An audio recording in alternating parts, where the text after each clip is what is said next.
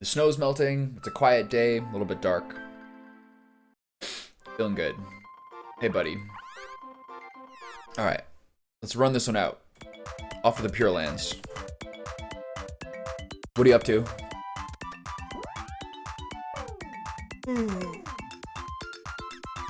I think I should take those short ribs out of the fridge and put them on the counter if I want them to thaw by dinner time. Hold on.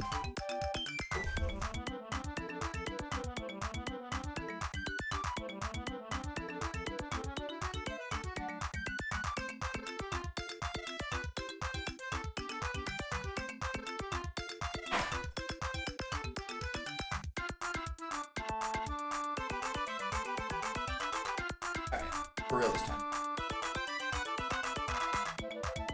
Didn't play any of the fruit. Didn't play any Suika today at all. Haven't matched any fruit at all. We're just chilling. I dominated an unturned server today. 10 hours. They got you. I can't. That game sounds like a war of attrition. I have to look up and I don't know anything about it. I have to look it up. Okay, so I think I have everything I need. Off to the Pure Lands. This is like one of the biggest experience tests in this game. You're either too weak or you're... I've been waiting. Come here, quick. Okay, so what weapon am I using?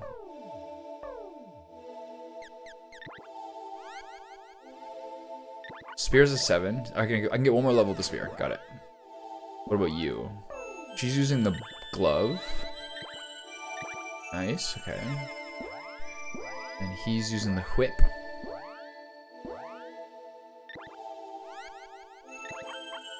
One more level in the whip. Okay, I'm gonna use a little guy for a while. Actually, this place is pretty hard. Or it used to be. I got a lot of levels in that period. This is one of the parts of the game that really destroys you if you're not careful. It still does 87 damage. It's not bad as it was before. It was like 220 last time I saw this guy. Oh, I blocked it. How'd your exercise go today? What's over there? Hold on. I gotta make sure these guys don't have backed up. Yeah.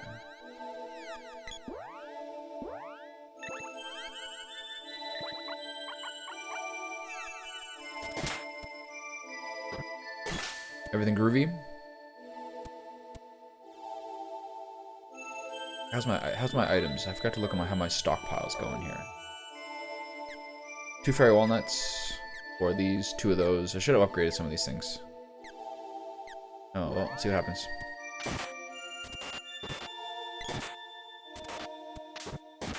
Well, this is embarrassing. Someone's gonna have to use the sword.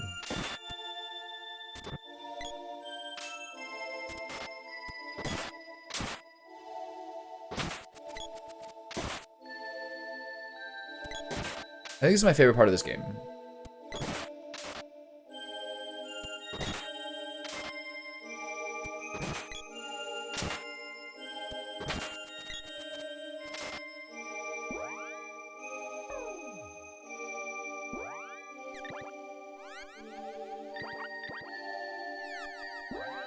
Okay, sword on her it is.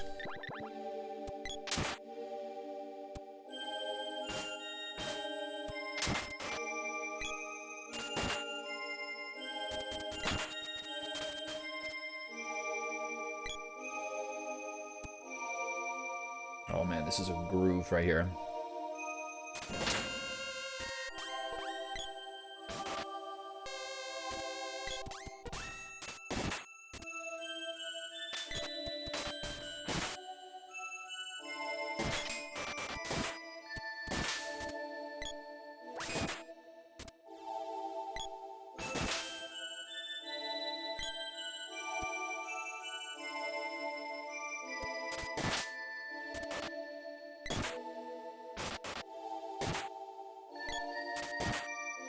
I feel like, well, I'm not finished yet, but I feel like my main takeaways from this game in this playthrough, of which has been like, again, like half a dozen in my life probably, is that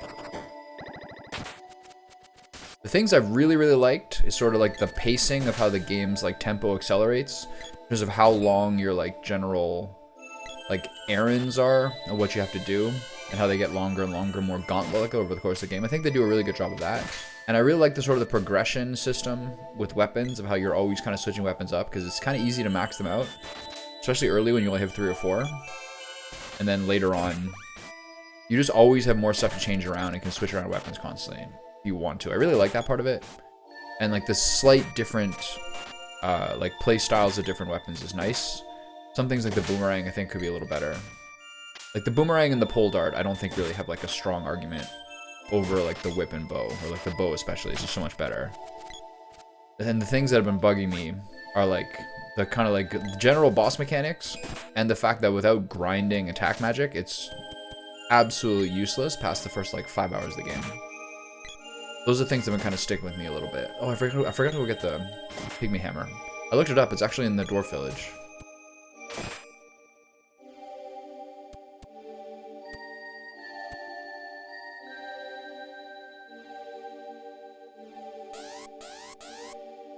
Get in there, fellas. Every one of these little rooms is like a different... There's been different enemies in like a lot of these different little areas here. I saw a cool YouTube short about Cyberpunk just like a half an hour ago when I was scrolling. If you like go... There's a place like near like the Grand Canyon at the very end where you use like an unmissable jump. Where it's like an unmakeable jump. Apparently if you go left of there, you can find this really, really creepy scene where it's like a trailer and like a bloody, like a muddy red lake full of mannequins with like lights and cameras. And you can find a thing that is like turned out to be was like a XBD filming that like ran out of money. I've never seen it before. Apparently like just another sort of like gruesome psycho thing in the game. Of which there's many. Pretty sweet. I've never actually seen that before. I remember that ramp though. I took that ramp, like one time I quit my playthrough for the day by being at that ramp and just going off the cliff on a motorcycle to my death. So I wake up, so the next day I load in and I'm just like falling to my death. That's like really close to there apparently.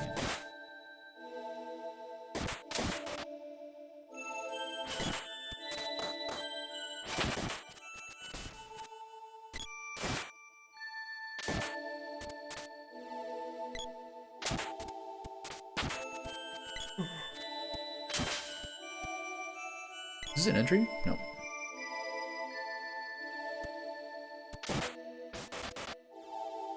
Okay, so we're in a pretty good place. Like, I think once you get to the low 50s, generally speaking, as long as you're in, like, at least around level 50 in this game, the Pure Land doesn't, like, just totally wreck you. Because I think we're, like, 52 coming in here-ish. And, it's been pretty... And so far, like, they're not really destroying me that bad. I also have full gear. Instantly do a boss fight. Oh no. Had to increase my tilt by 100%. Okay. What is this guy weak to again? Now we finally get a chance to really use some magic, which I'm determined to do. Okay.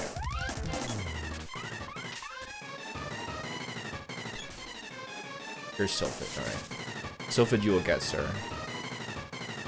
Hold on.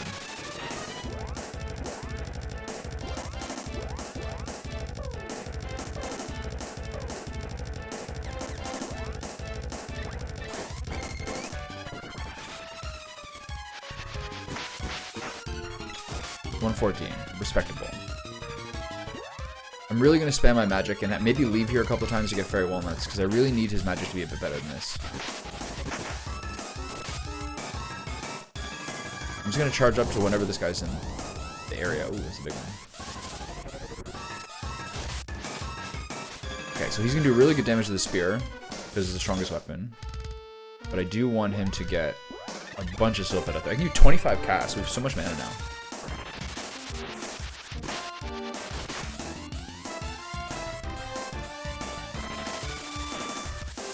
What is this? At least it's not pygmy this time. Nice hit, nice hit. Keep going. How much did I say hit? 3,000?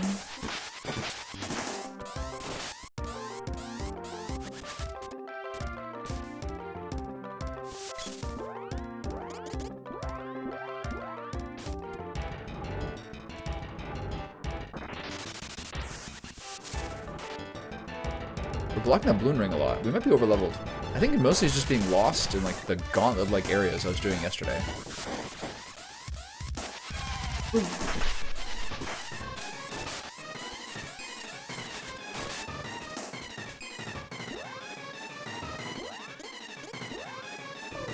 Okay, you can't use that, then use Moogle Belt. Oh, it's Pygmy, wrong one. Oh, it's both. Okay, so she needs to... I'm gonna use Remedy on everybody. Just in case this Petrify hits anybody. You locked it. It's a crazy thing about Remedy, is that you use it on everybody. What's going on here? He's spamming Sylphid.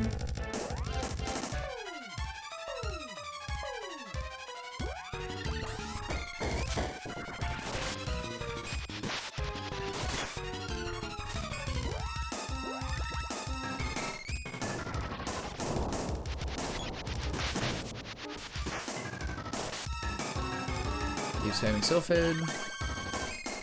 He ate me. Prick. I'm a Moogle.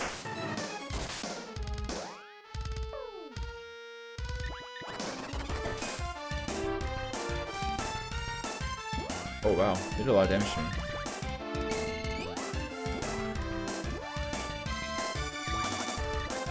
Okay, so I down 419 health. No, 421 health. Oh wow, the heal is so strong right now. Wait.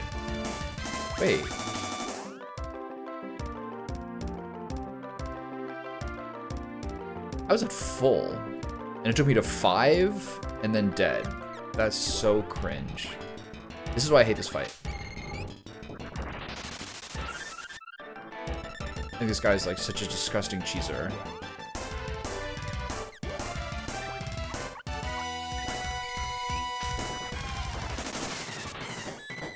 The way that Pygmy works and how low your attack is like, how low your defense is like just disgusting.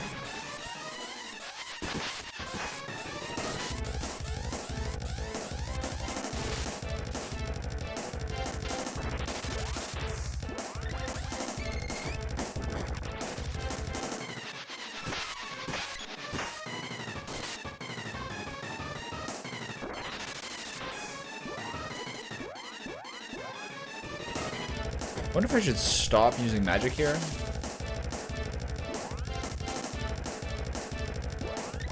Whatever. You can always get more fairy walnuts.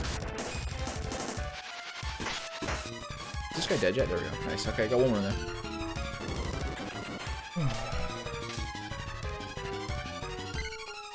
Got Axis Orb.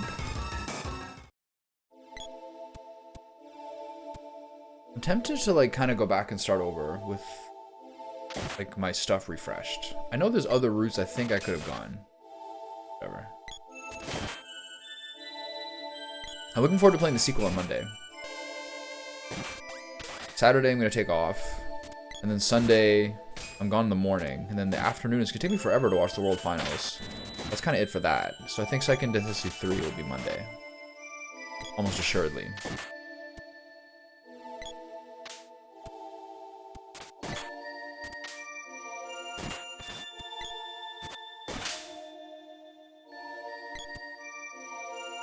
Okay, do I go this way? It seems like more progress. Can I go this way instead? Yeah, I'm not surprised by that. That sounds about right. Do you know what day that'll be, or do you just know that'll happen sometime? Okay, what's here? Just these 3 ghosts?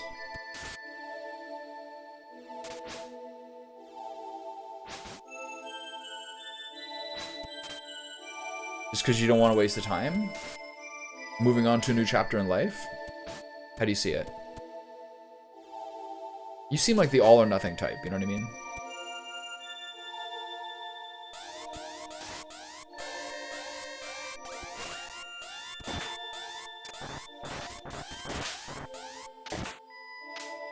Yeah. Well, value is like, yeah, that's like an objective. That's like kind of like a subjective choice a little bit. There's value in a lot of things. It's just a matter of what you think is the most value for your life. Some people use it if they want to find a community that they don't have in their lives. Some people for entertainment. But yeah, if you think it's not working for you, man, by all means. What's this? Defeat the dragon to the left of the forest to pass this gate. Save your game, yes. Yeah. I mean, you got other parties right now for sure. No surprise there. Yeah. Steam's funny because like at some level there's like this perverse system where,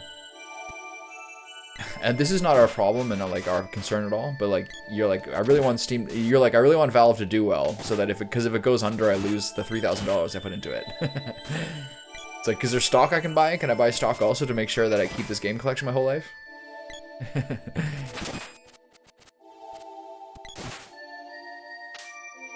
Yeah. That's the thing with a lot of online games. People always kind of like make memes about like the game that everyone used to play now no one plays anymore. And there's like, if you're that one guy who still plays it, it's like a sad, lonely moment. The way it goes.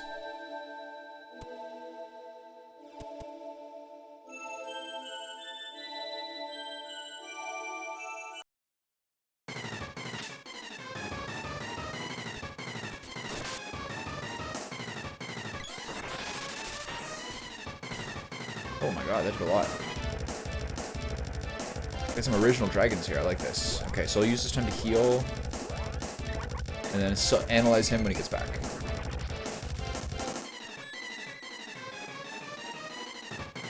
Do you have things you're thinking about, but how do you want to spend your time differently? Or is it just like more training or like studying or something? Yeah. Is this an ice dragon?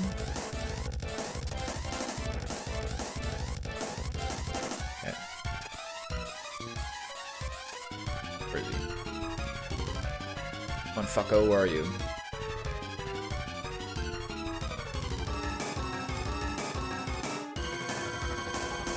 I know what you mean.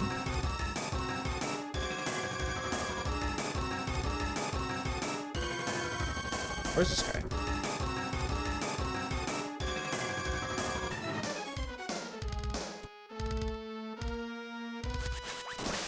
$512, that's nice. Okay, now I'm gonna spam some Salamando here.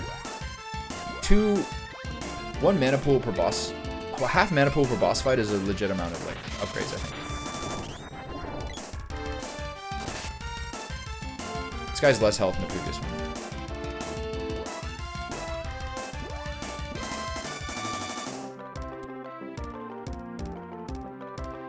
I think from what you're saying, it's like I think it's really easy to like completely waste way too much time on things that are like hobbies that become obsessive. I get that. Look at this guy, this boss fight's so stupid. It's like just floating off screen.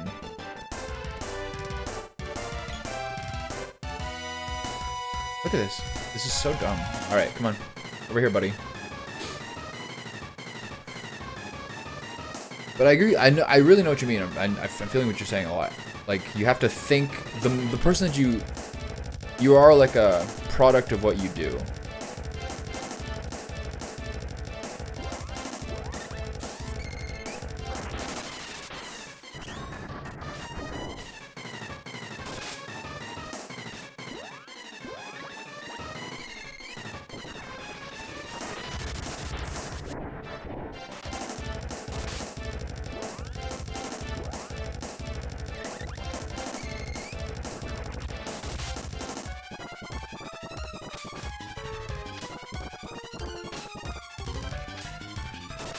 I did 1, damn. How much is this doing?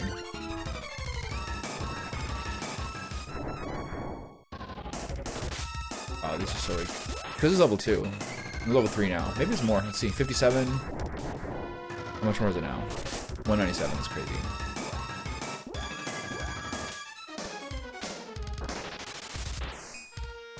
Okay, we're in big trouble here. Okay, so first off, chocolate on him to make sure he stays alive. Yeah, and then she's here. Thing is, people think they need to change their thinking instantly, but if you change your surroundings, clothes, items, training, routine, and habits after a month or two, you become that person. If you do those things, you don't need to think about it, you just start changing. Yeah, I agree. I've got something, I have a really, like, appropriate kind of story about that. I had, like, a friend who was constantly delaying and delaying and delaying on like changing his life up because he was pretty depressed and kind of a rut. And he always just headed in the back. He was always like, no, I just got to change my thinking and things will be okay. I'll start doing this and I'll start doing these things that I want to do once I kind of bring my thinking around. But that's like that's a classic fallacy, because one thing I realized when I really started taking care of myself a lot better was that like you look back at yourself 2 months ago and you're a different person. You know what I mean? You're like, oh my God, I've been sleeping so much better. My attitude, all those things, like it's not like you wake up. A lot of times people who feel really bad expect that they take something like a multivitamin or work out once and you wake up the next morning and your problems are solved. Boom, it's easy. But it doesn't really work that way. Like you just try to be as diligent as a person as you can be, and then you kind of like have a moment every once in a while where you're like, holy shit, like the last 2 months have been so much better than they used to be. So my friend constantly, who's like a really smart guy, but he's really depressed and he's really hard on himself physically and mentally. A lot of times he'll be like, I want to get into that, and I want to get into that, I want to try that thing, but I just had to fix my thinking first. It's like, no, you can't do that. We're way stupider than we think we are. We don't have, like, our brain isn't the master of us. Like, our behaviors are the master of our brain. Same way that a lot of people feel like constantly, like, in giving yourself, like, hyperinflammation from, like, cigarettes, alcohol, like, really, really bad lifestyle changes. Like, you are not going to figure it out. You are not going to figure it out until you give your brain the chance. That's why when we were talking yesterday about biggest regrets, there's a lot of times where I could have made better decisions, but really it's just that I was like depressed because I wasn't treating myself that well. You know what I mean? Mental health, physical health is mental health. It's just like as simple as that.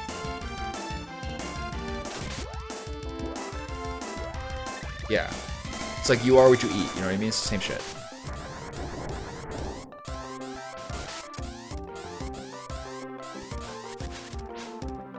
I missed that completely. Fucking whiff that.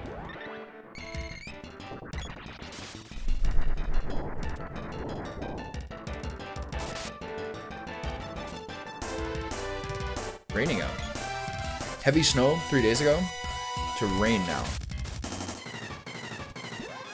I don't mind that. Like if it's constantly snowing and the snow never goes away for like months at a time, which probably is what January and February are kind of like. That's kind of a bummer, but like if you have a snowfall like twice a week and then like it just kind of melts until the next snowfall and like things are kind of normal in the meantime, that's like, you know, the good parts of climate change. All the best parts of global warming.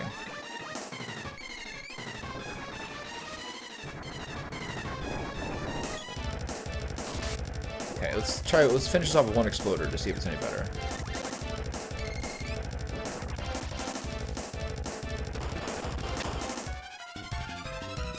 It's a little bit better.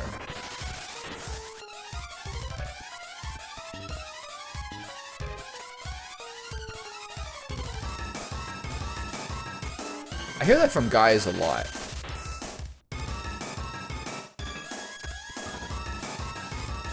It's like, you know, I'm way too logical and I think too much about logic where I don't think about emotions enough. I hear a lot of people say that.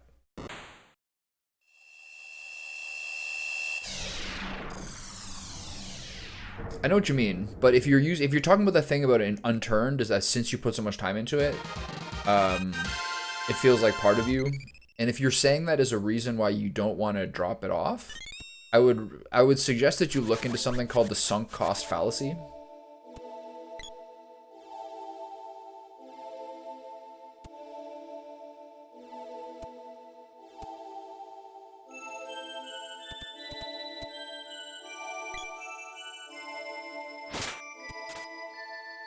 Which is something a lot of people, especially very, very stubborn, strong-willed people, get into.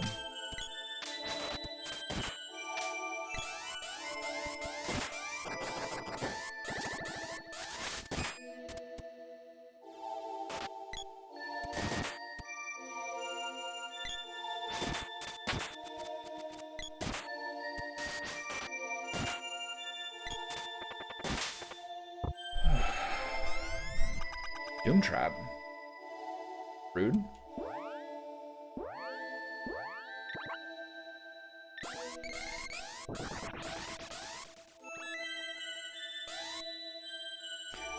All right, apples, hit him with that six. Hit him with that sixer. Attaboy.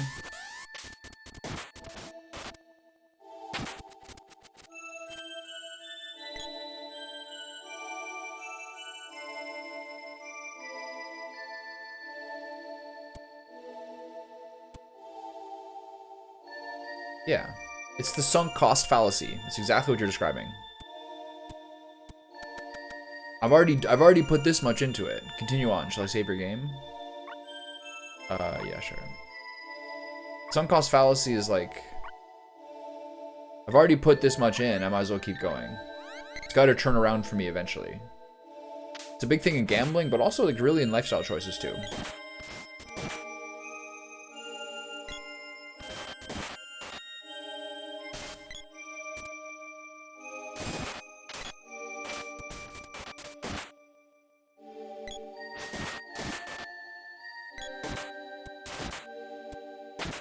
Yeah, watch a video or just read like a little paragraph about it. It's pretty clear, like pretty easily what it is. But it's basically that thing. Like I put so much time into this or I put so much money into this, I can't stop now. It's got to turn around for me. It's not really the way it works. But I understand it. I think about that a lot myself, personally. I let that same mistake sort of like affect my thinking too much myself, for sure. Like, if this is what I always do, then this is what I'm about. So even if it's not like the perfect thing, maybe I should keep doing it. That kind of stuff.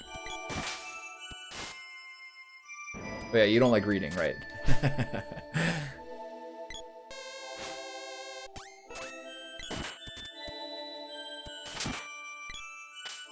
Okay. In any battle of wills, cave always beats forest entrance. Right? Yeah, cave always wins.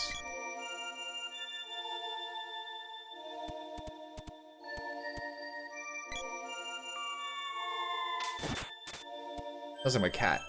A ghost? It sounds like my cat when she's just staring at me, like trying to get me to do something, like let her out or give her food. Now that it's wintertime and she spends so much more time indoors, understimulated, she stares at me like literally 5 times more per day than she used to. What do you want? You want stimulation? You want me to be like part of it? I understand. She got like a small dog. I like when small dogs and normal sized cats rumble. That little fucking... Not like a Jack Russell or one of those asshole dogs. But like a small dog with like actual good personality. I don't know if they exist though. It's just hard to beat golden retrievers. Bernese mountain dogs. Things like that. To some degree, sort of like the working shepherd type dogs are awesome too. They're just like... You have to have a lot of territory and a pretty outdoorsy life, I think, to make a dog like that worth it.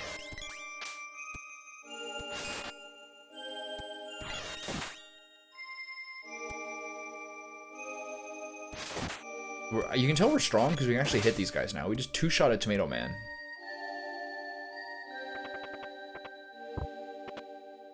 Couple wishes, great. I needed that.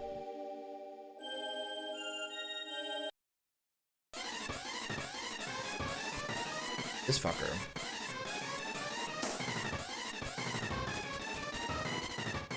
Okay, so I need more ranged weapons.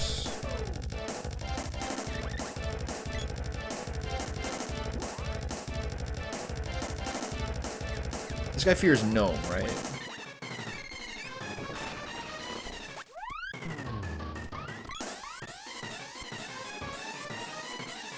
I'm dying. Okay, nice. So we need a berry walnut. How many we got? Only 2. That's really bad. Got all these bosses to go through with no heals. I probably should go back sooner rather than later, honestly.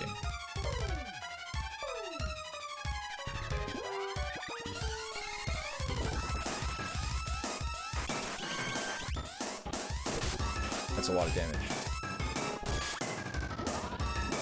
I'm gonna wipe this boy up. Each of those is like 11% of his health.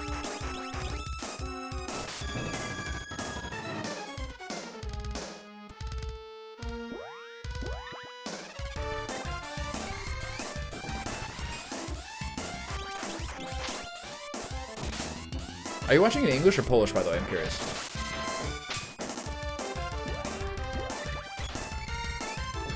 Probably English?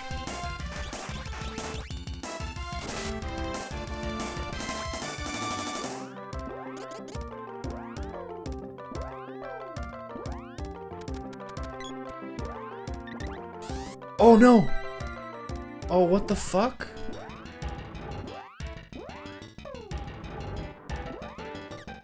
Why would I be on Fairy Walnut? I was just on the magic spells. What the fuck just happened? If you learn nothing, you're dumb. But you did have like a grasp of it before.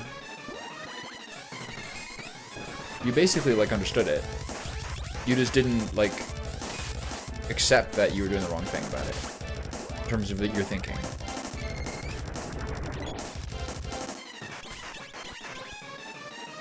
Are you dead yet?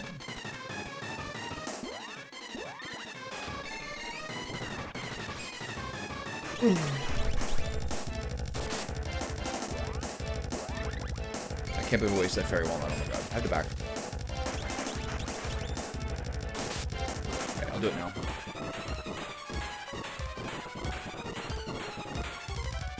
Oh, yeah. I see what you mean. If only it was that simple.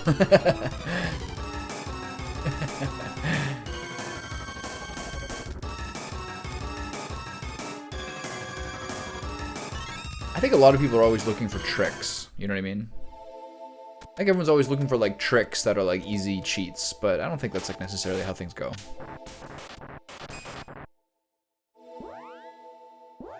But like all you can really do, like the reason like learning about concepts like that, in my opinion, is good, is because like the only thing you can really educate yourself that's useful is like logic and the gnosis. You know what I mean? The only thing that's really useful to educate yourself is about like the arguments and concepts and how to think.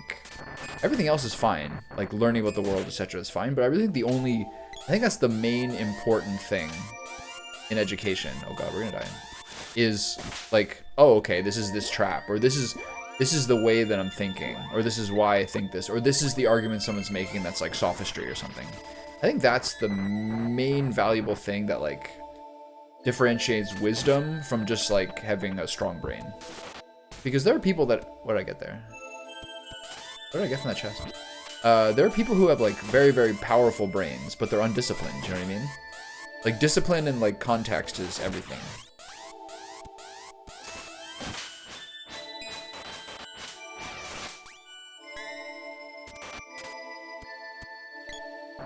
Yeah. Hey, Kai. Have you been continuing the same file in Cyberpunk? Oh, it's raining out like really badly. Wow.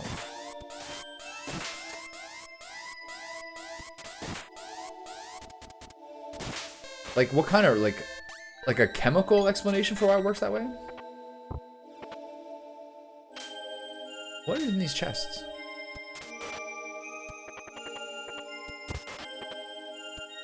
Why am I getting chests with something in it? What's happening? I've never seen this before in this game. Yeah.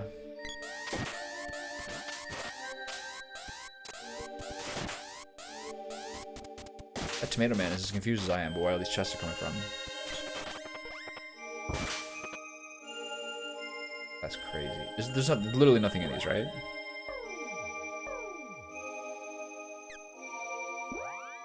Right.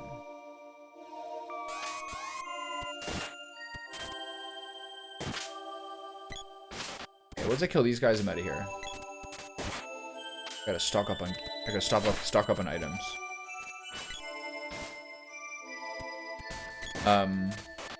Kai, at the end of every once you do every mission, once you do every gig for each fixer, they give you like a reward. It's usually a weapon or a car. Wakako gives you a very good sword. It's like another cool option for like a katana. Mostly they give you guns or cars. That part's kind of cool. I'm trying to say who my favorite missions are. I like who do I like a lot? I actually like the Wakako ones a lot. I like the guy who's Dino. I think Dino's missions are sweet. So is this Pandora? Or is this North Town? I think this is North Town, right? Johnny's pistol. I think you just get that from story missions. Like Johnny has all sorts of gear that you get from gigs and side missions. Like one of them you steal Carrie's guitar, and you get Johnny's shoes in that one. What is this? This is Pandora. That means this is Gaia's navel. Okay, here's where I want to go. Yeah, I got Johnny's whole outfit, but it takes at least 3 or 4 side missions to do it. But yeah, the gun's main story.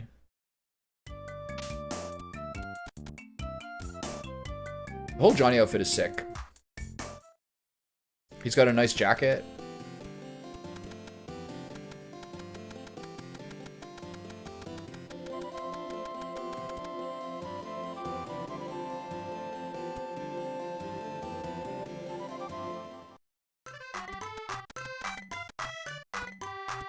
I was talking about this before, but that game's really addictive to me. And then, like, once I've, like, stopped playing it, I don't feel like it's that difficult to get off it. But during the moment, I was like, man, it's hard to, like, leave playing in the city. It's really fun. There's just always more that you wanted to, like, discover. Like, just every moment in the city is really fun. Trying to all your cars. I got all sorts of cars. I got, like, that huge... One of the 2 or 3 most expensive cars is that, like, 6-wheel tank. But once I don't know, I didn't really find many times to use it. You don't need, like, a super armored vehicle that often in that game, I find. Kai, are you gonna change your playstyle at all, or keep doing the same way? Forget if you answered that or not.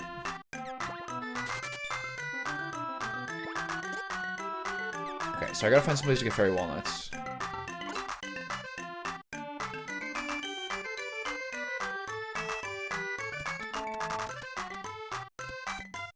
So hard to live a simple life? What do you mean? When I hear that, I mean, like, you're safe. Somehow you seem older.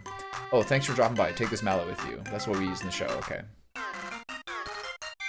Like, what do you mean by simple life? Like, I feel like there's still, like, a lot of, like, when I hear that, I feel like there's a lot of ways you can still buy 50 acres and, like, build fucking chicken coops. And, like, be mostly off the grid. And especially with, like, the way that online remote works now, there's a lot of ways to make that work, I think. Yeah. Yeah, I mean, like, it's hard to live as, like, a medieval man.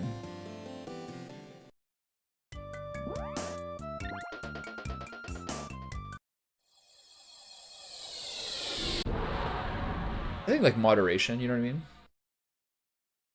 Like, I think there's a lot of ways to still stay I think there's lots of ways to stay technologically connected without being, like, trapped in a city. I think that's one of the big paradigm shifts of the past few years with how everything's gone. Like, yeah, most people in most big cities have gone back to work. Like, 95% of tech workers in major cities, etc., blah, blah, blah, have gone back to work. But, like, people have realized there's a lot of different ways to do it than what we thought that we had to do. And that's a huge advantage.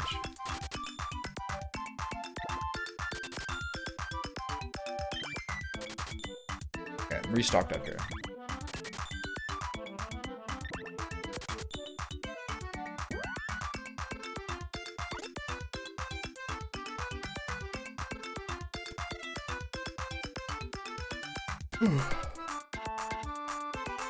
Kai, I would also say to do Phantom Liberty, like the first little bit of it, like really quickly, because one of the first things you get when you start Phantom Liberty is the relic points. And you get 3 relic points right off the bat, and 3, 4, 6, and 3, 4, 7, and 8 relic points, those spikes give you really, really, really powerful abilities.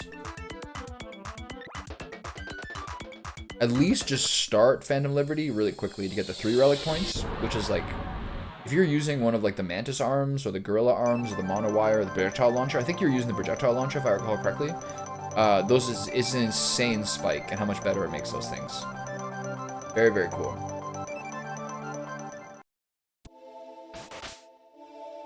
Okay, I gotta do this whole thing over again. I'm just gonna blast through these rooms. We have a lot of money and our XP seems pretty high, so I'd rather get through this like this afternoon to make sure I do. So what's over here? If I cut through that before. Is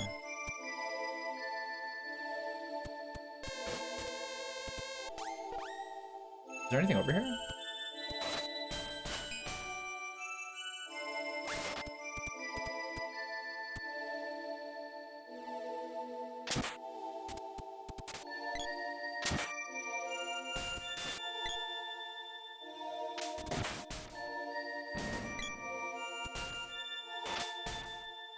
This looks like the same room that I got to earlier, but it must be different because I took a different route. Fucking mushrooms knocking me out.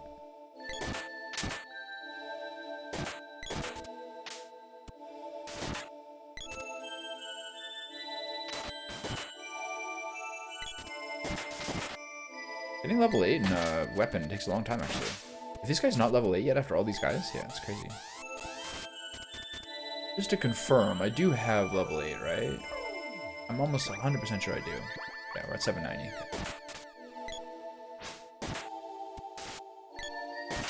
When I tell my head I want to be miserable and it fuels my brain, is like, nah, we won't feel any emotions now, bro, no fuel for you. Yeah. That's a good observation. This is just a different way to get here? That's a good observation. That's like basically borderline like depression and like cynicism. You know what I mean? They're all like they're like defense mechanisms. It's a very good observation.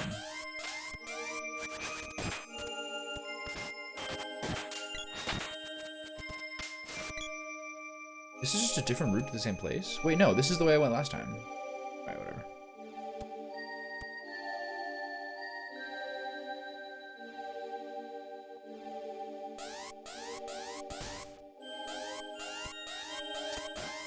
People lose their idealism if things go too badly for too long, I think.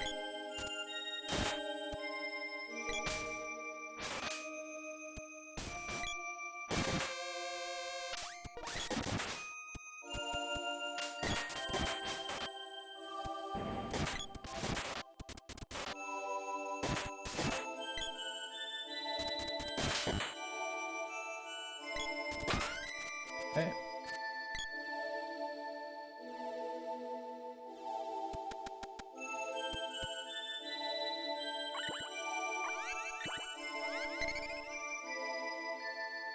Anyone low? Not really.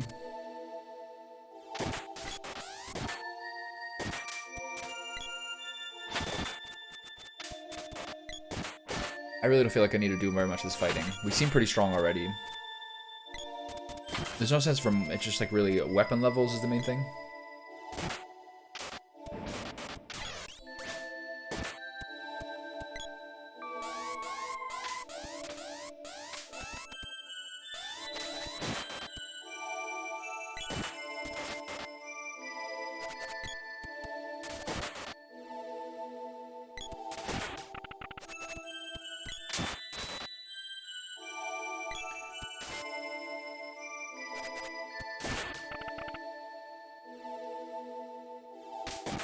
Yeah, I mean, that sounds like really fucking like teenage edgelord, but I think you are ultimately right. It's very similar to like the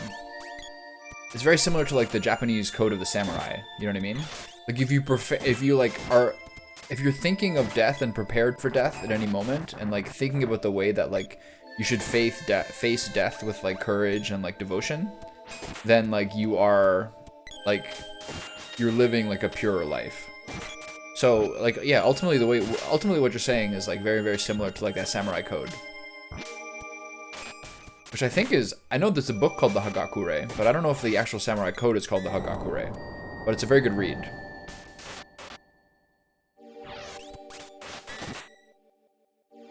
Part of that is, like, that's part of the way that the world kind of changed with, like, the popularization of, like, actual, like, oh, what happened to her? With the popularization of like real firepower and ammunition. A little cringe. What happened to her?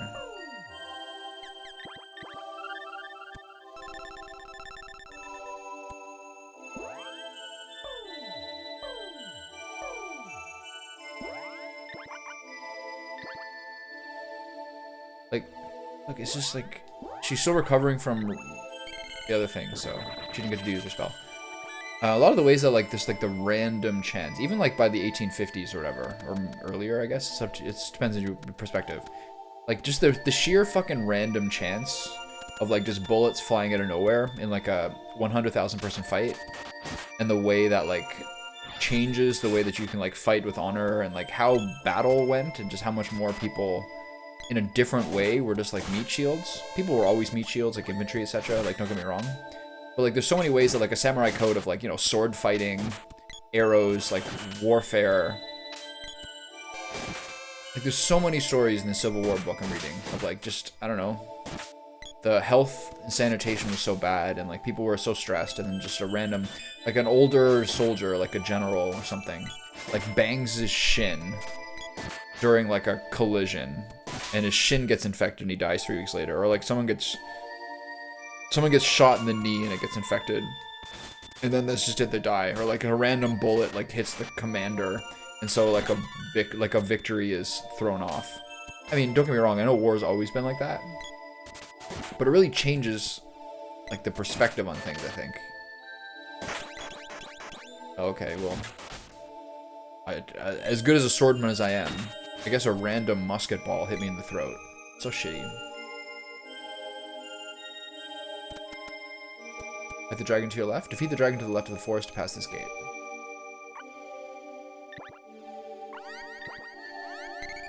Yeah. I mean, like, it's a natural progression to, like, eventually being all, like, munitions and, like, technology and, like, basically next to no soldiers in the field. Look at this dumb motherfucker. Come here. Yeah. Like, at this point, like, think of, like, Middle Eastern wars, you know what I mean? Like, most of the time the Americans are using, like, Predator drones and, like, people, like, in Virginia. Basically, online gaming.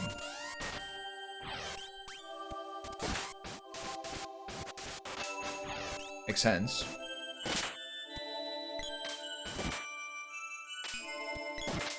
All the ways that, like, the natural progression of, like, eventually, like, AI-driven war is gonna be a really scary prospect. Oops. Yeah, for sure. Yeah, you always need feet on the ground, I guess, eventually. Until we have, I don't know, until we have mechs. And then it'll be a bit different.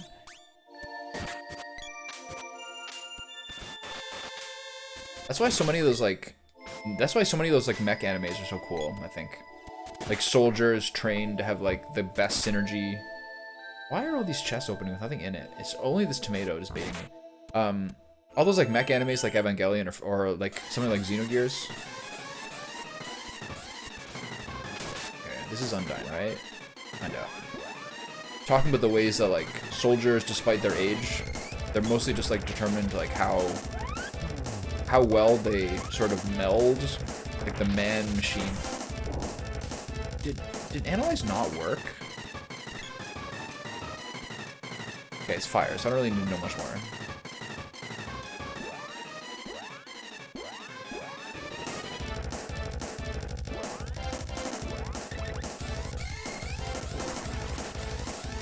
Something's interesting. I was watching, like, a long-form video about Xenogears, which is, like, my favorite story in RPGs.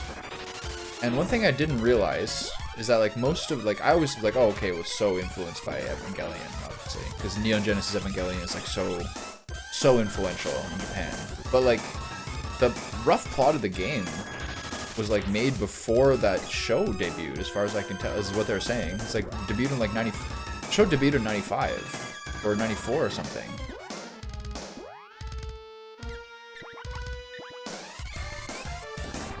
So I'm sure it affected things along the way, because I thought they were so similar that almost that, like, Xenogears was basically just, like, doing Evangelion.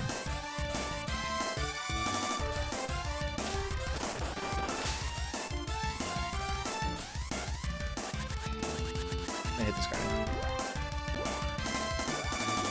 I think boss fights are so badly done in this game. It's such a shame too, because the models and images, the models and animations are so incredible. It's just like the general combat mechanics don't stand up to a long, slow 1 versus 3 fight. He's blasting this.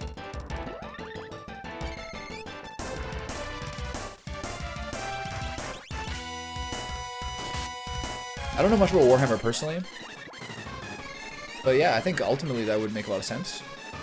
Or the opposite would be like nano colonies and like nano clusters, you know what I mean?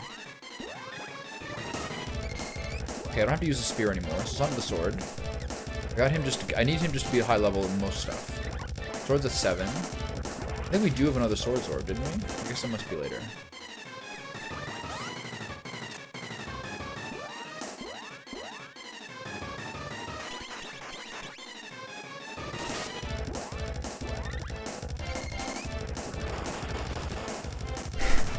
That's a cool thing about cats. Like, it sucks to be sort of jumpy, but like they have reflexes that's so good that they can like fight off snakes.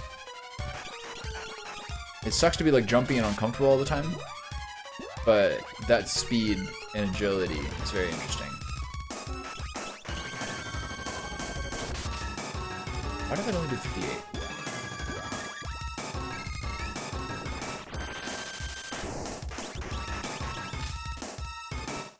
They also seem to enjoy sleeping so much when they're sleeping. I like that about cats.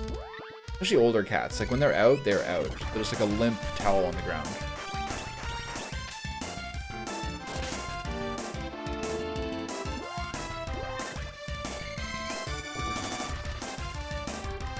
Hey, dead yet?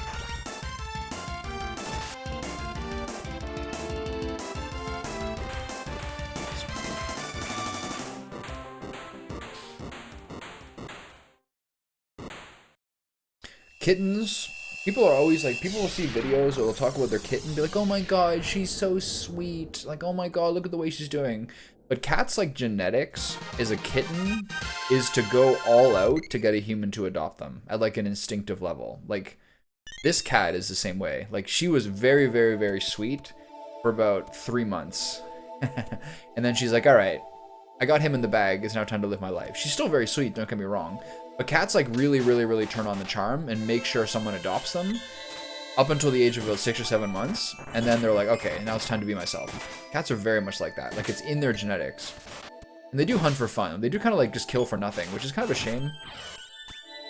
But like, hey, I think we kind of did that to, we kind of did that to them a little bit. Well, I don't know. I don't know how much we bred anything into cats ever. Cats were always valuable because they like killed vermin. But like, if I'm living in like a cottage in the woods, my cat is like genociding rodents in like a 200-meter area. It's crazy. When I lived in like a cottage in the woods for 6 months, she racked up like I think 42 to 50 like just confirmed kills. Let alone how many she like ate the whole body or like just never bothered bringing home. But every single day there'd be either a full or a half mouse carcass on the front yard. And she used to go out at night all the time. Yeah, I was gonna say the same thing. I think women are actually very similar. Like, once they feel secure, they start to very much focus on all the ways to like make life better at all times. I respect that. A guy will have his ego flattered in a relationship for about 6 or 8 months, and then eventually you're onto different factors. Like a good example, I was talking to Andrea last night, and she was talking to a friend of hers, and her friend moved in with her boyfriend, like within the last year. And like every single time I hear about her, she's like, here's some horrible thing that he does that I'm trying to change. And it's very understandable because he basically lives like a frat boy, even though he's like finished law school. Like smokes weed and like vapes like every single day. He like, when they go on vacation, he's like getting fucked up and trying to like find drugs. The house she moved into has like just a place with like 4 different couches. Like he's just like a dumb dude, you know what I mean? And so she's like, well, I don't want to like nag this guy and try to change him constantly, but here's some things that he does that are like unacceptable. So it's this kind of constant tension of like, hey, this needs to be better. But guys are always like, why don't you leave me alone? Like, you like me this way. Like, why can't you just accept me now? But that's not how women are wired. Women think so much more about like life and like quality of life than men do, I think, generally speaking. The guy's like, I'm doing these things already, right? Like, isn't that enough? Can't you just leave me alone?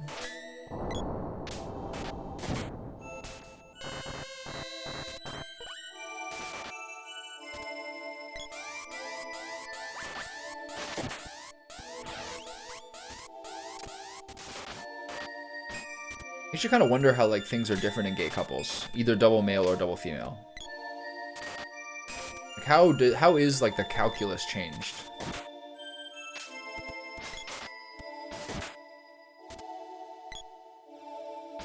I wonder what like the long-term relationship rates are, like comparing gay men to like heterosexual relationships. Most of the time, like the gay couples I know who have been long-term, it's both like 2 pretty steady professionals, right? I guess that's the same for everybody. I don't know. I don't think there's any sort of larger trend there.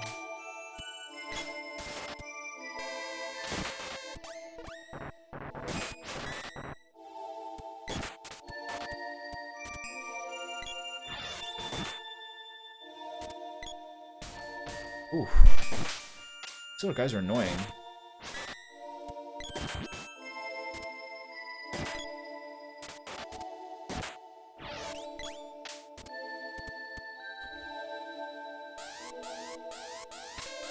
Alright, where's the next dragon? Let's see it.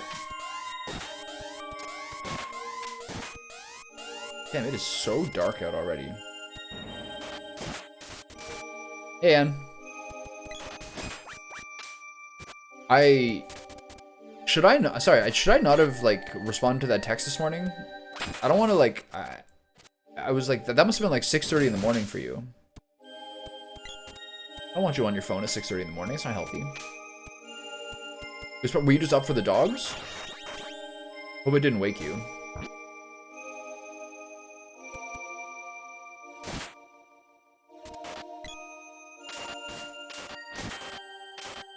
Okay, these guys are really annoying. Can I go this way?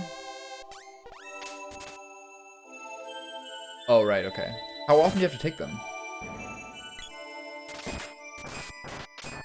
I've decided to start watching the entire season 4 of Attack on Titan. I didn't want to just complete. I didn't want to continue again where I was, because that was like a year and a half ago, which was like episode 20 or 21 or 27 or whatever it is. I'm just gonna rewatch the whole final 4th season. Even that is like, okay, who is this guy again? Right, okay, Armor Titan, original.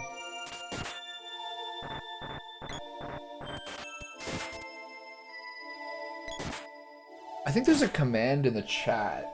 I think the second command I did was... Okay, good.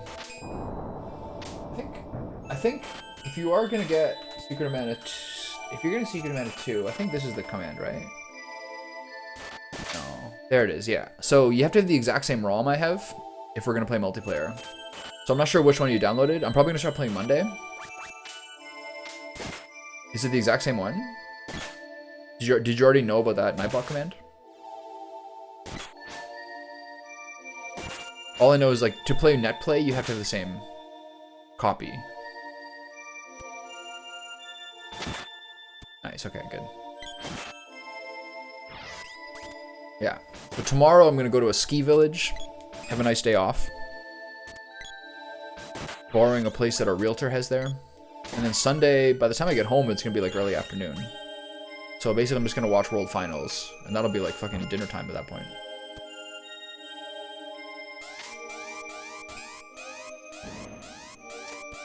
So then I think I'll start considering I finish this game today, which I think I will. Because it's only 2 o'clock. Yeah, I'll start playing that Monday. And then there's like a short prologue, and then you can play multiplayer anytime after that.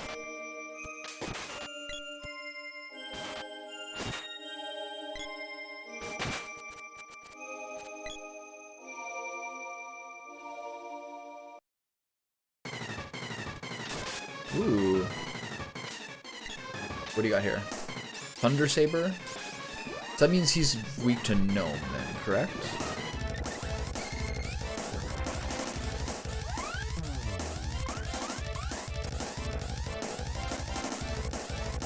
There's Gnome. This has always been an interesting boss. This is the 3rd time. I fought this guy as a Frost Giant, a Flame Giant, and now a Thunder Giant. Look, and it's just as annoying as it's always been. Okay, so he fears Gnome, right? So I think this is an Earth Slide fight. Gem Missile wouldn't really make sense. Ooh. 265 is really good.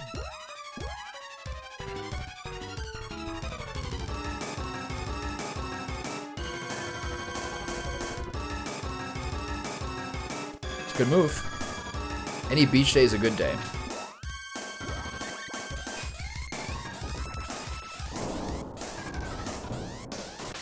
Funny thing about living in Los Angeles was the fact that, like, because I'm Canadian and like the temperatures are so much colder here, temperatures that were really wonderful and great for me, considering that it was like December in Los Angeles, where like people were wearing like long sleeves and long pants, and I was like, this is great. Like 22 or something. I don't know what that is in America units. 22? That's probably like 70 something. Maybe more. 80 something.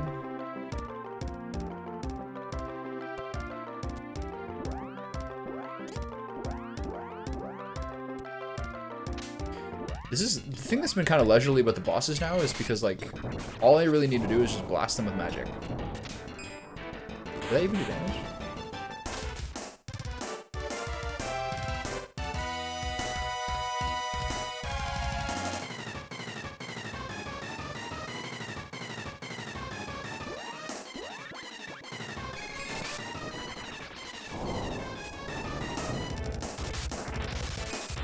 Blitz breath, eh?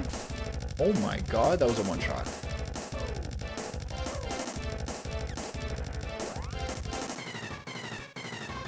Really fucking weird, man.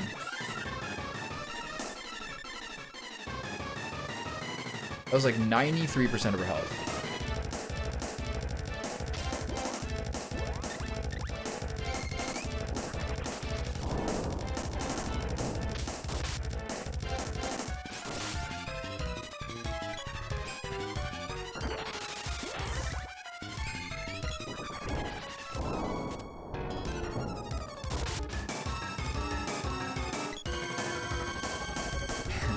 Amazing.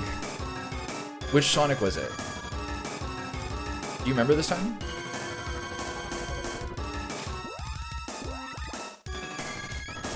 Sonic 3? Sonic and Knuckles? That's a classic.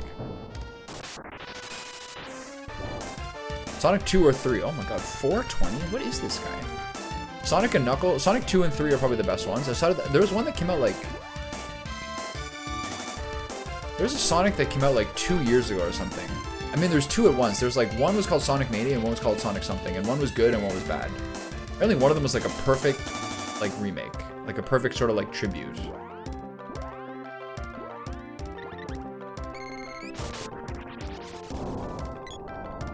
Isn't Sonic 3 called Sonic and Knuckles?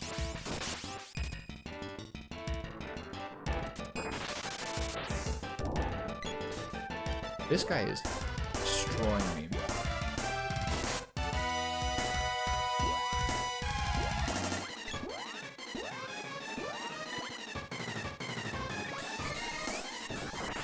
You gonna cast it again?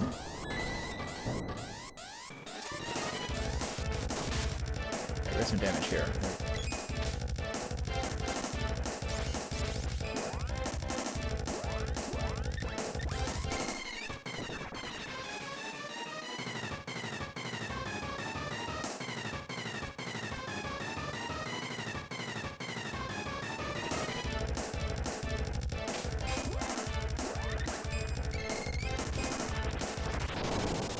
One shot my dude with Blitz Breath again. Just at 5 health. What the fuck is this guy? This is... I've never seen someone do this much damage this routinely. Sonic 1 Gaslight? Yeah. It's crazy. He's got that one attack, the Blitz Breath, which is just absolutely fucking 99%ing me. But he takes a lot of damage too, though. That does nothing. Just that one attack, the Blitz Breath.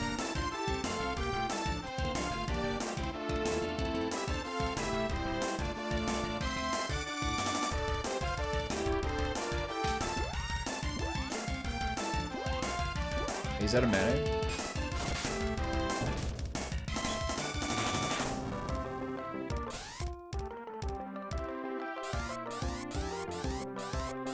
Sonic 1 Gaslight? What is this Gaslight thing you're talking about?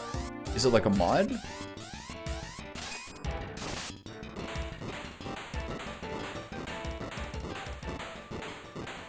Or is it like, maybe that was one of the zones in it? I don't remember. Alright, the birds are still eating from the bird feeder despite the seeds being soaked and the day being wet and cold. Love that.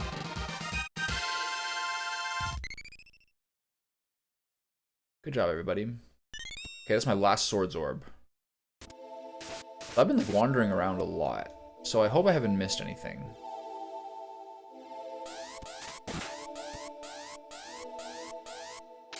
Okay, the whip must be full by now, right? I don't think I have whip 8. I have my little guy to change. Yeah. Okay, so bow or dragon dart for him.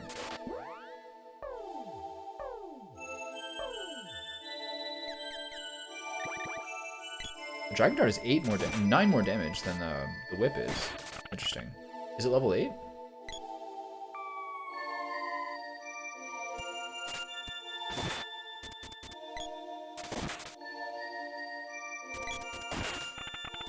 I got some nice recipes for dinner tonight. Got like 4 nice beef short ribs. I'm gonna braise them. I don't want to use the Instant Pot.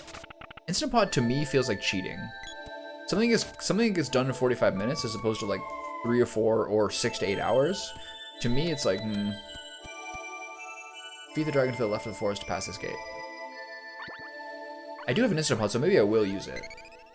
Otherwise, I have to start basically making dinner when I make lunch. But I think I might have to just do one stream today, because I didn't start till 1. So maybe it is an Instant Pot day. Well, can't win them all. The main thing I'll do is I'll saute all the meats and everything in a pan on the oven top before transferring it to the Instant Pot, as opposed to using the saute function in the Instant Pot.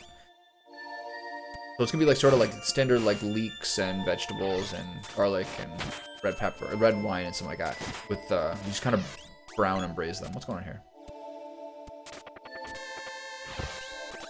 I really like short ribs.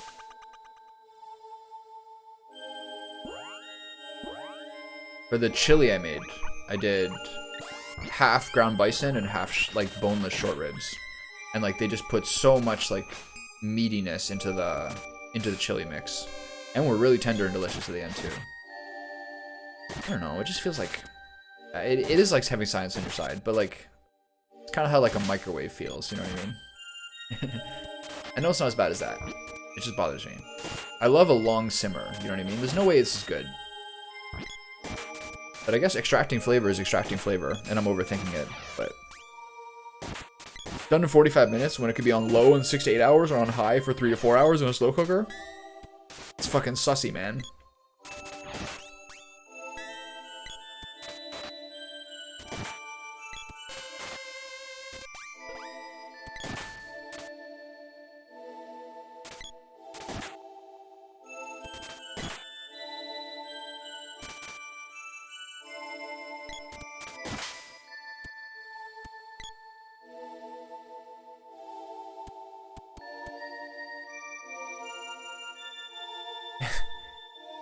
You know what I mean, though, right?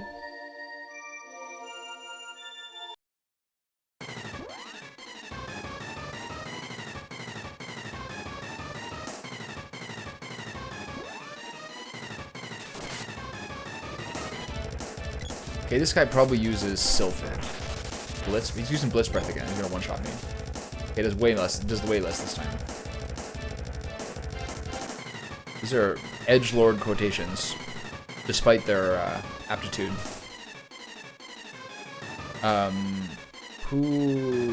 What is this guy using? I feel like this is an air dragon. Alright. What do you got, pal? For sure I need a fairy walnut on my boy here.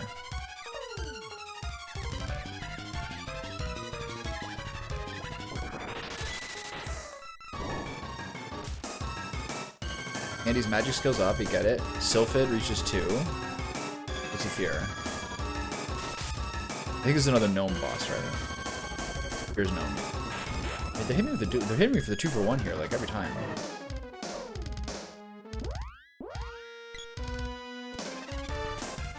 Ooh, okay. Broad heal on everybody.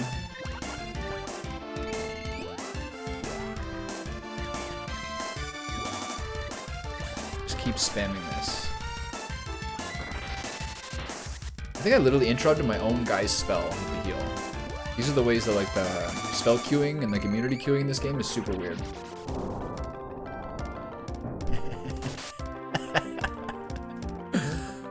Now that's a quote I can. Now that's a quotation I can get behind. My friend got me a rice cooker. There's a period of time when my friend was starting to be like a settled kind of like married home man, and starting to realize that like despite him being very, very smart, his wife is like a fucking beast, and she's just like killing it professionally, and he doesn't care to the same degree she does. So he's becoming more of like, all right, I'm gonna make sure like our house is good, you know what I mean?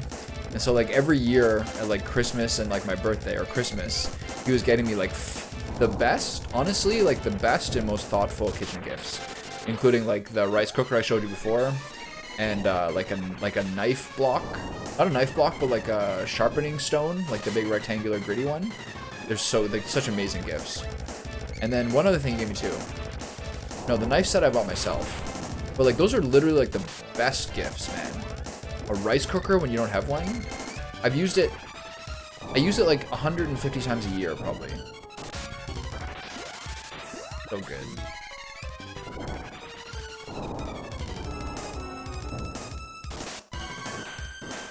I don't know. Good question.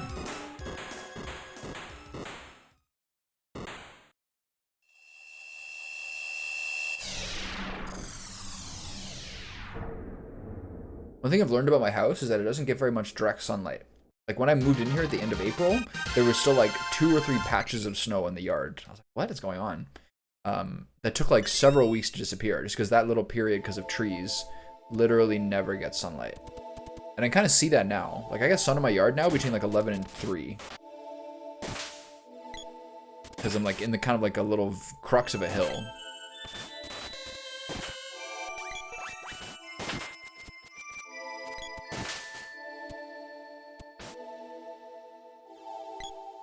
It's crazy what a gauntlet the end parts of this game is. Like the last place was you had to go through the orbs and use all 8 elements on like the orbs to unlock the mana palace, etc. Oh shit, here we are. This is a big moment. Where are we?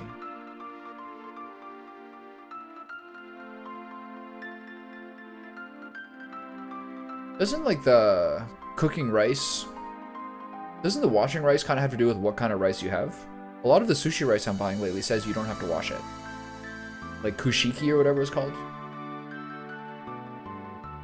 Look at that. This is a moment. The screen's oddly washed out. I wonder if it's like a sunset type issue. We're here. Let's revive the mana sword. We're here. Let's revive the mana sword. His voice is a little, he's got that little kid voice, you know what I mean? Like kind of raspy. It's like a dream.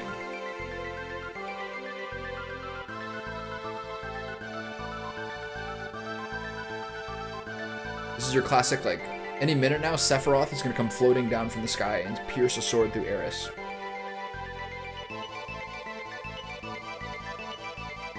Tommy, we've done it. I'm so glad I met you, and you too, Apples.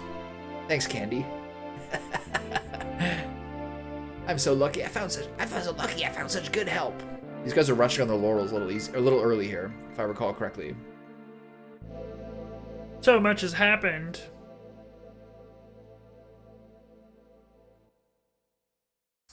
We never gave up hope. And we have just one more job to do. Ask the Mana Tree to revive the sword. Then we can beat the fortress. Oh, here it comes. Doom and devastation.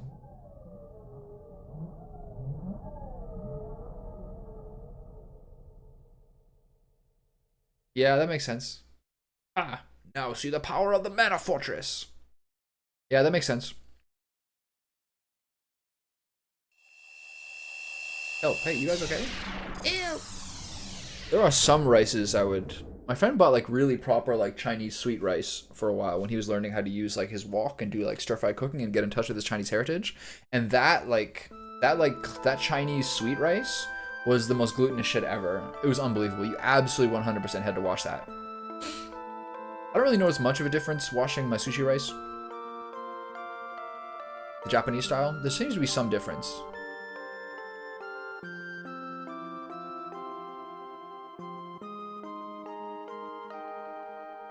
But I've never felt more like glutenized in my life than when we were having like Chinese sweet rice all the time. Where are we? There's no Mana Tree. What the? After all we've been through, this Thanatos is doing. What's gonna happen now?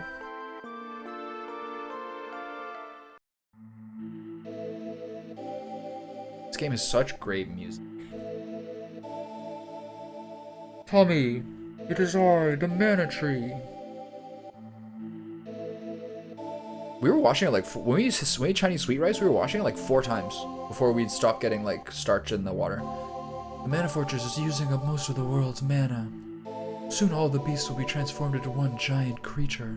Only the great Mana Beast can bring back mana. But the beast has little control over its rage. If it were to attack the fortress, the world would be finished.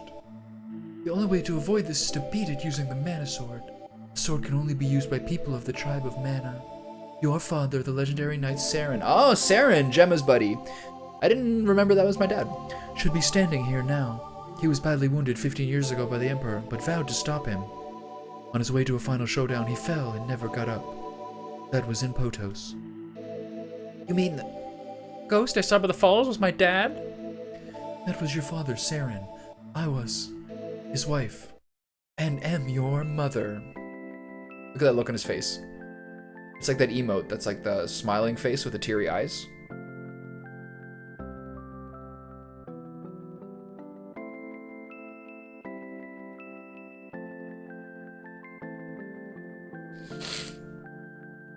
He spilled his seed on the tree's roots.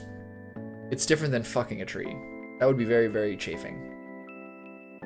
We are of the Mana tribe. The women of our kind become the tree and the protectors of the world. The men wield the sword and protect against evil! Exclamation mark. You must stop the fortress. Mana is weak and its shields are down.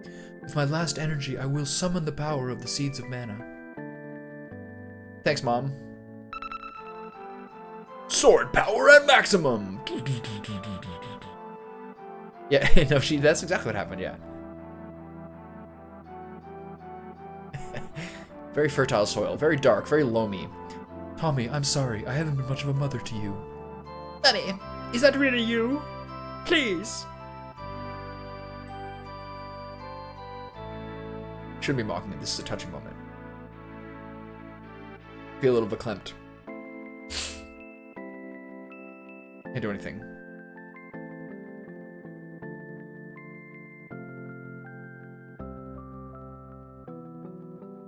Oh, there we go.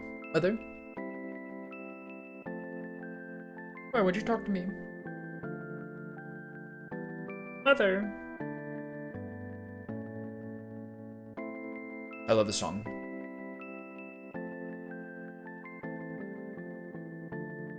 One of the best sad themes on the SNES. Illusion of Gaia had a very good sad theme.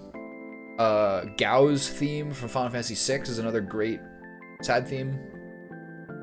Arguably the best sad theme or overall epic like that on the SNES was the ending to Chrono Trigger to Faraway Times is a true classic.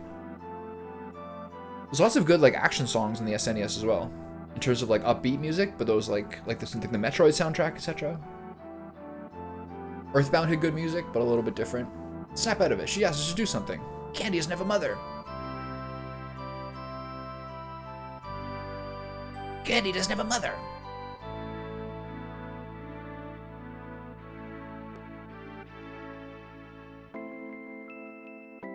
And neither do I.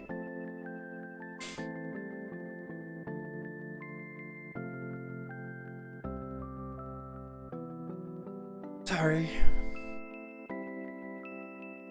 I'll be okay.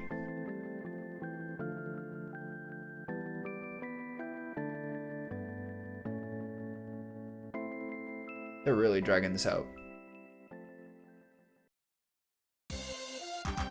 I've got a lot to live up to, and we have a big job ahead. Now you're talking, number one. Yeah, I feel like I just met my mom too. I know she's in my heart. Alright, let's do it, yeah. That's a classic sort of like early RPG thing as well. Is like the kid is always orphaned or the kid is always like alone. I think they were trying to like touch kids who do have a kind of a tough life. There's some like sort of comic I saw or cartoon back in the day. That would be like a little kid's like sitting on the couch alone. And like his parents are yelling at him or his parents are like short-tempered or impatient and the kid's playing Zelda and it's like, you beat the whatever, you are great. And the kid is just kind of like touched by it. And I always find that kind of touching a little bit. Like you wonder why kids play games like that when they're a kid. Because it's like the only thing in their life that is like kind to them. And I always found that very touching. I'm a bit of a sucker for sappy comics like that. was one I saw a couple years ago. That was like... Okay, now I can go to the man. I know now we can go to the Mana Fortress, but I should go somewhere first. There's one I saw a couple years ago. It was the first time I ever spent Christmas alone. That was 2020, and I saw some comic about like a little cat that's like sleeping on the street, and it's like remembering fondly the way that it had a really nice first Christmas because that's when it was like given to someone, and it's like one of those things where people like will give a cat or get a cat for like a Christmas present for a kid and then kind of like abandon it when they don't like it. And like this cat was like cold and sad and remembering fondly the times that were good. That one always really gets me.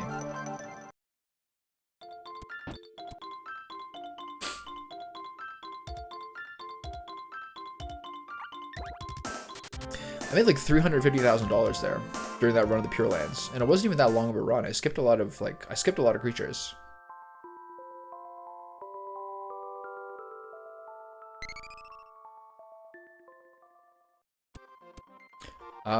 I don't know.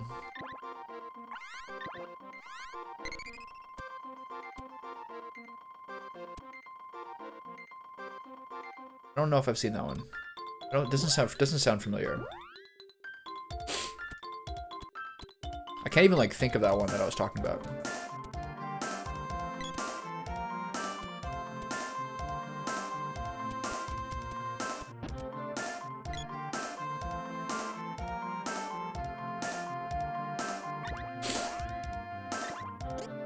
Did I use a couple wishes there? I think I did.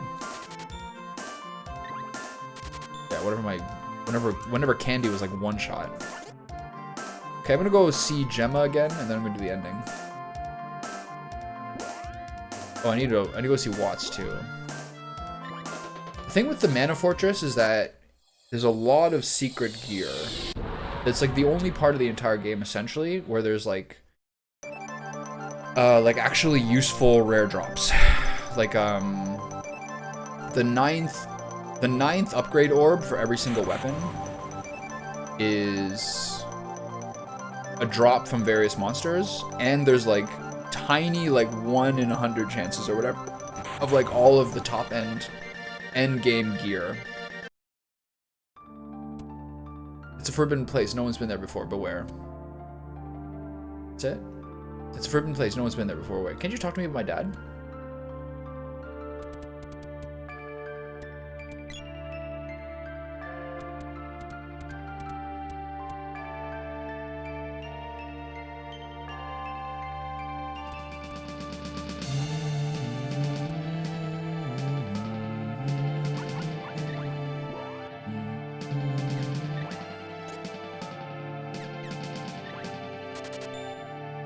There's 2 there?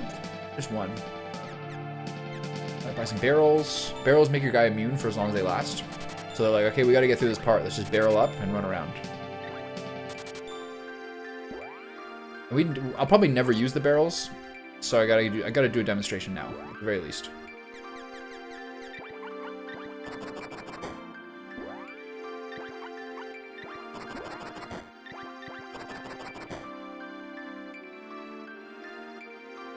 Now this is how you play the game.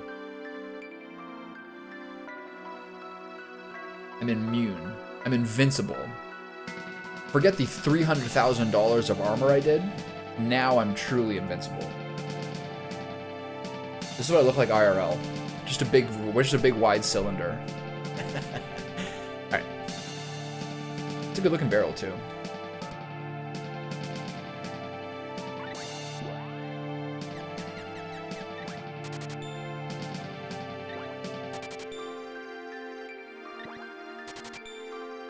Okay, so I gotta go to find Watts somewhere to upgrade the last of my weapons.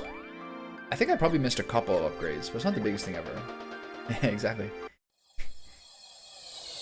Sure, we could use barrels, but what about cardboard boxes? That was one of my favorite things about Phantom Pain, Metal Gear Solid 5. Was like the way that you just like run around in a box, and the box got like gradually more like beat up and haggard. You could like, you can see them really well in like Donkey's videos of it. Donkey made like at least 3 Metal Gear Solid 5 videos because it was just such an entertaining, stupid sandbox. I played that game a ton, way more than I ever should have. I played the game way more than it like deserved, honestly. But I had a good time with it. It's really funny to be like running. Oops, I came here again. Running in a cardboard box and like sliding down a sand dune until such a point that the cardboard box essentially like disintegrates and falls apart. That is like such a stupid moment. I love that series so much. That's one of my favorite series to watch on streams. There's a what's it called? There's a channel called Outer Heaven Network that basically like only does like Kojima game and mostly Metal Gear game full playthroughs on the hardest difficulty. I like watching those a lot. That's a game that's pretty fun to watch because there's so much dialogue and so many cutscenes and all these things that it's like one of those games that's like arguably a better or as good a streaming game as it is a play game, which I don't say that about much.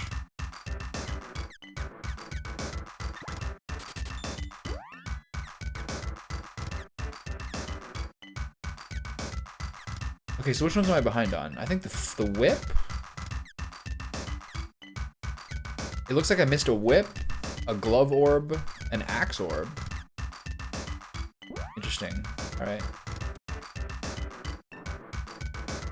Okay, save again, and then off to the Mana Fortress.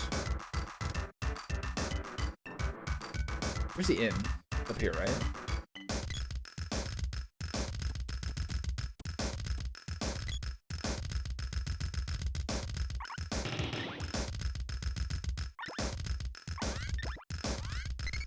I'd be very curious to see, like, back to the cat thing. I'd be very curious. I wonder what my cat's parents look like, or like what my cat's history is, because I didn't get her till she was 5 months old, and all I know is like the people on my street just bought her as a present for their little daughter. So I have no idea what her background's like.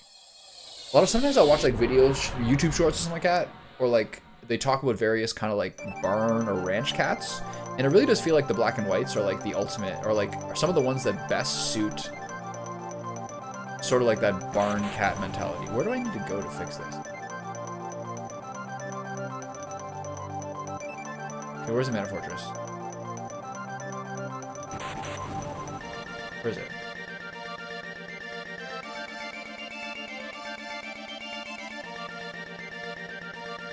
You gotta go high as possible.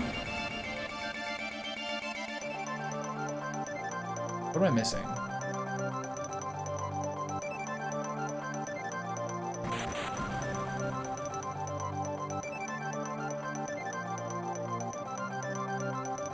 Huh? There it is.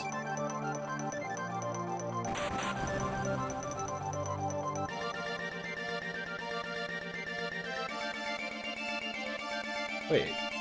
What do I need to do? I talked to Gemma. Did I not power up the sword? What am I missing? Was there something else at the Pure Land I didn't do? All I could do is escape, right?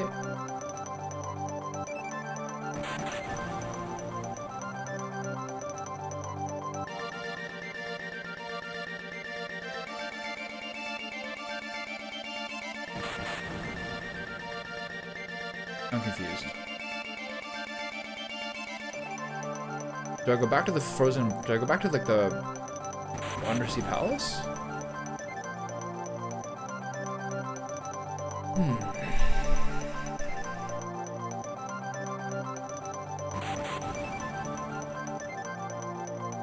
Should I have, like, clicked something on the tree when I was there? I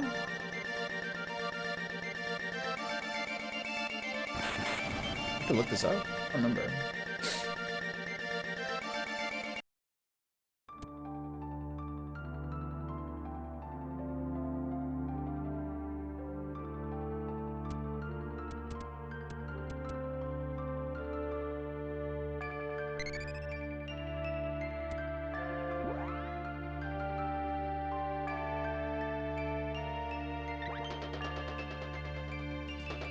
Am I just not sticking the landing? I don't remember how this works. The kill bytes per second were below 5,000 there for a second.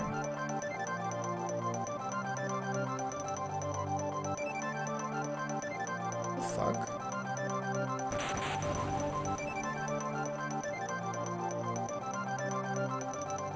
As high as possible.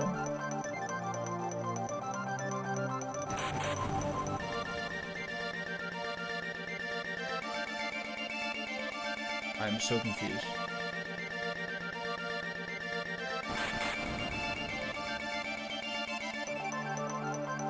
There we go. That was weird. That was a little hard to stick. Okay, here we go. Finale. Look at that beautiful dragon. Okay, so. How's your sword? I have to get the sword to 8 here. I'm just gonna use the hero because we're at the finale anyway. Everyone else had a good run. Pretty funny they have like slap bass. Like a funky, they have like a funky tune for the final dungeon.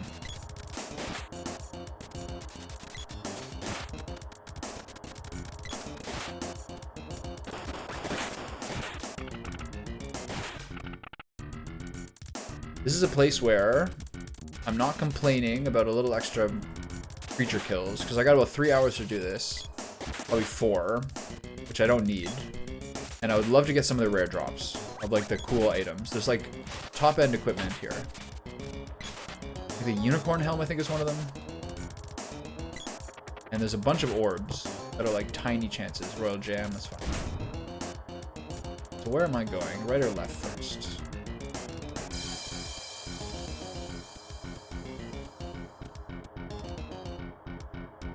Do you think I can? Do you think the Mana Fortress is like a? You think it's under 3 hours? I don't really remember how this goes. So many times of like the dungeons, I'm just like kind of wandering around until you get to a boss. But there's a lot of bosses here, isn't this kind of like a boss gauntlet? Yeah, I think it's at least 2 for sure. The longest dungeon so far was like that. Was that palace? Like the once you get Dryad, and then. Once you get Dryad and then have to go through the whole thing with like the subway system and all the bosses and then like casting all 8 orbs to do the things. Yeah, there's a lot of lost wandering here. But yeah, I think it's probably at least 2 hours for here.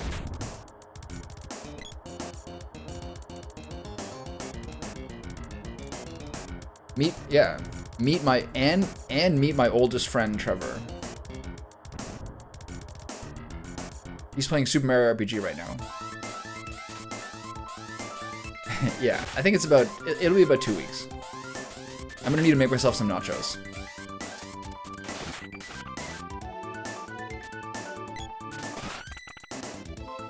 Okay, sword at 6, we're getting there. Having him have the... I think you were saying before that like your favorite thing to do was to use Righteous when you're playing, right? Weren't we talking about that like 6 months ago?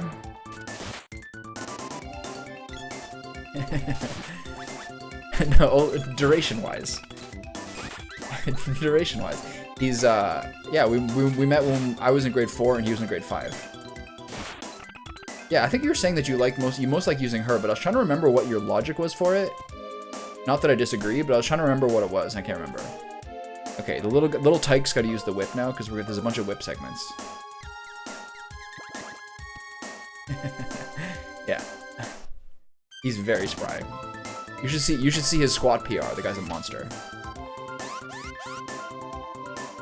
He doesn't even use a squat plug, and he's getting record-breaking pace at all times. Yeah, smart. That's smart. Okay, now I see what you're going on. The biggest thing I've noticed with this playthrough, I was talking about this earlier, is like when I was doing all those like the end game stuff, like the Pure Lands wasn't bad, but I haven't grinded.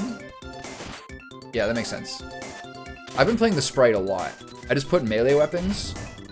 I put melee weapons on Tommy and Candy, and then I just play as apples with ranged weapons, and kind of like just so he doesn't kill himself, basically.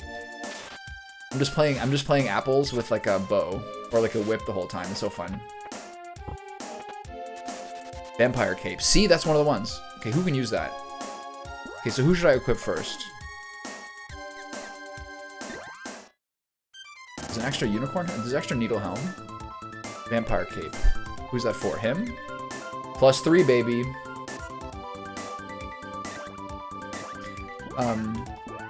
I wish the boomerang hit on the way back, because otherwise I don't feel like there's any reason to use the boomerang. Compared to like the bow, which does so much damage, the pole dart kind of feels like a worse version of the bow. I can't really tell, like, there's not very much of a difference on it. And the boomerang is cool, but like, it'd be really cool if you could throw it. How's that work? If you could throw the boomerang, and then you could move and get someone to hit on the way down, that would be really cool. But the javelin is like, I don't understand what purpose it has.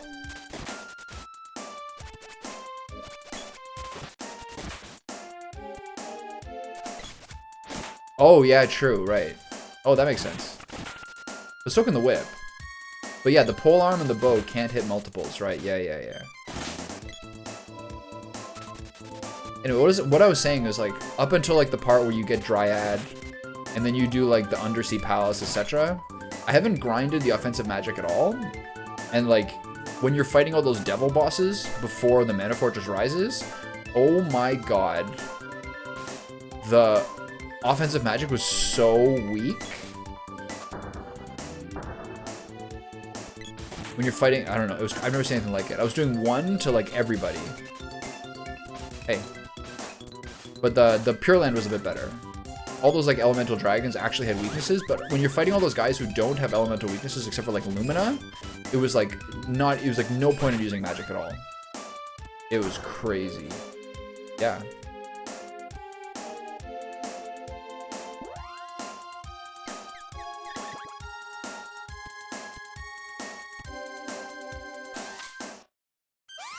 If I'm not using apples, I like to, he's the only one who I set to actually use his like charge moves. Cause like he just kind of stays back, and then if someone gets in his aggro range, he just hits him with like a level 6 whip attack. It's kind of cool.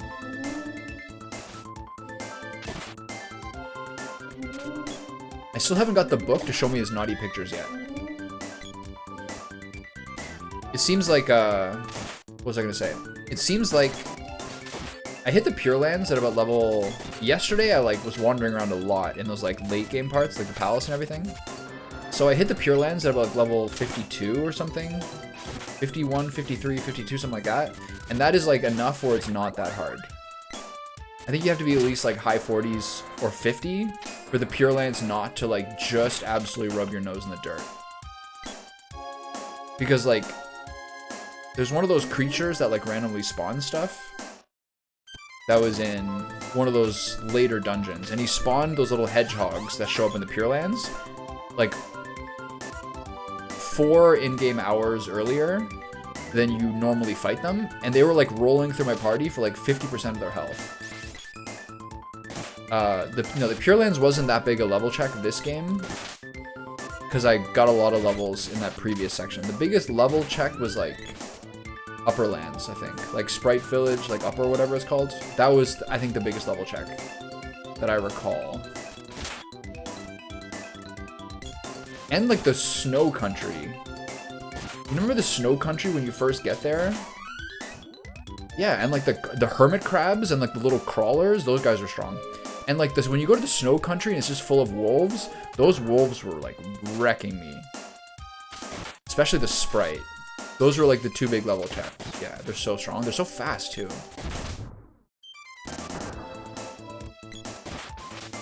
Ooh. Doom Trap. Okay, yeah. Just my luck. Do you know that the Doom Traps have not yet killed me this game? Yeah, you go to the desert, and you kind of go through... You make it to the town, and get like captured by the sand ship, and then they're like, Salamando's not here. And then that one cute girl is like, everyone's moving to the Ice Country. So then you go to the Ice Country. Because those are the 2 places that open up in the Canon Travel Center. And then,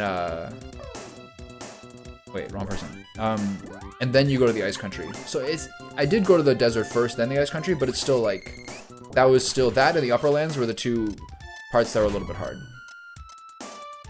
Otherwise, this is pretty good since then. And some of the bosses were like, breaking my mental. Remember when you go to Matango and there's that snake boss? Oh my god. You walk past him and he pygmies you. And then if you're pygmied, he does like 80% of your health every time he walks near you. That boss is so horrible. Any boss that pygmies you randomly is like tilts me so much. That was the most annoying boss for sure. And then like the tiger in LNA's castle is like always a little bit brutal. Like I barely beat that. I had one person and no items by the end of that tiger.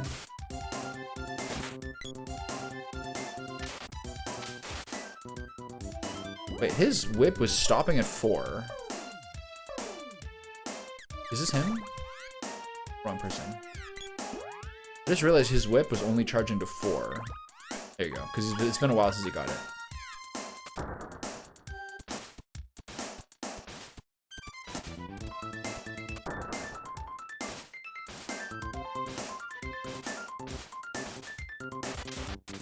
How's Mario RPG going?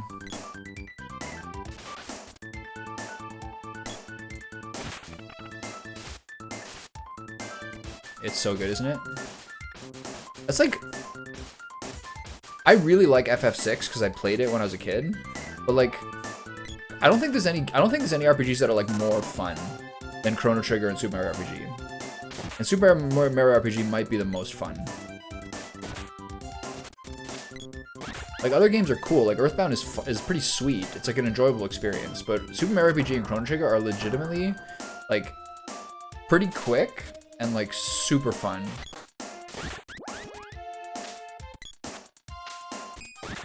Plus there's all those things that they like were making sure to appeal to people by having like the timing based stuff. Really? How many characters do you have so far? You have Mallow and Geno? Those are the first two, right?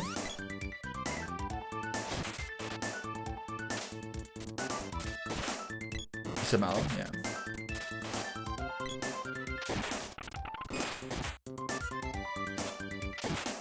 I love that part. There's a guy I found on YouTube. I think his name is Mega Harv.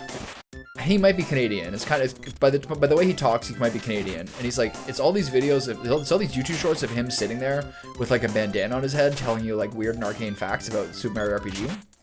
And he has a 35. Okay, like so YouTube shorts are 60 seconds. He has a 35-minute omnibus of all his Mario RPG tricks. And I watched like at least 10 minutes of it yesterday. It was awesome. Who's this? Oh, this guy again. Okay, what are you weak to, pal? Okay, so go on to the big guy. This guy's probably weak to Lumina. I'd have to guess. And my Lumina is at 0. The Enchanted Forest is a banger track, is what you mean? I think this guy's weak to Lumina. 22,000 GP at a point where you don't need GP anymore. Alright. Let's see how this does. It's gonna do nothing, like 80. 53. Okay. Problem with this guy is that he's not on the ground too often, so it's kind of hard to hit.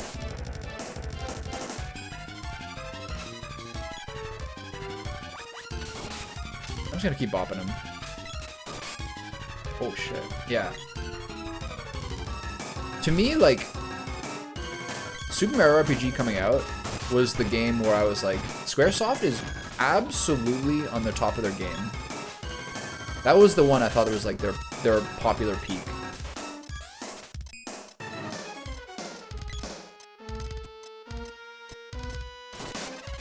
I was like, wow, they are killing it with this game.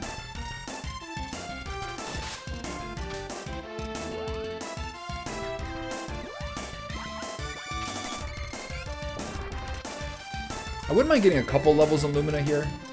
Just in my Mana Sword buff last more time lately. No, that's Druid.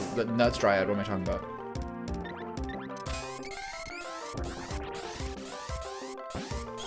Yeah. But I think it's mostly just like... Oh. I think it's mostly just that like they got so obsessed with like how much they had to sacrifice because of like memory constraints in their SNES games. So like I think just from the way Squaresoft is with how long their games are and how much they were into like the art effects and everything, I think eventually they were just like the huge capacity of a CD system is like all they really started to care about. I kind of feel like it was more like I kind of feel like it was more that than like the actual like relationship they had. You know what I mean? When I watch those Stray Fox videos, when they talk about all these like technical constraints and all these things they had to sacrifice for like memory, like it really makes sense they would want a CD system. Like we can't do this in this game because you can only have 3 people on screen, or like all these things. I swear that must have been a big part of it. The only thing that really makes a lot of sense to me.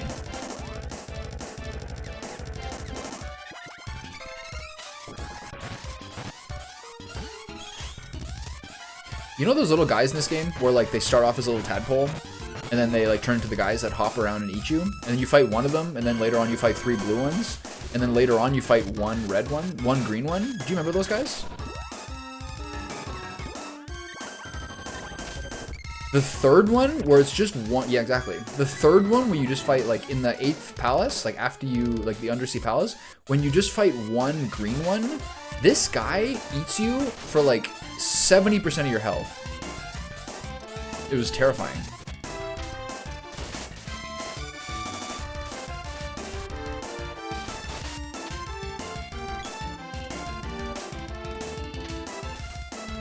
Ooh.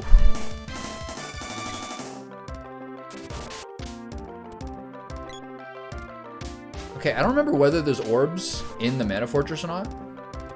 No, I'm playing with the PS4 controller. I do have SNES controllers, but like I don't know how I'd plug it in. I'm playing on RetroArch.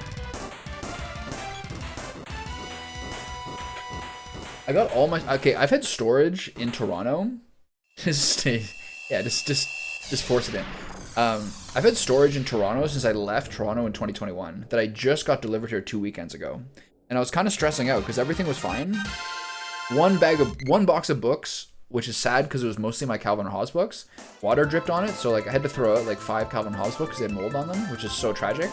But I can just replace them, it's fine. But I was kind of stressed out because I couldn't find my SNES, even though all my other games were here. But then I realized I took it with me to PEI. So like, it took me like 3 hours to remember that. Do you know what I have? Do you know I have nightmares about? That television. That's the real one. I kind of miss it. I wish I had it.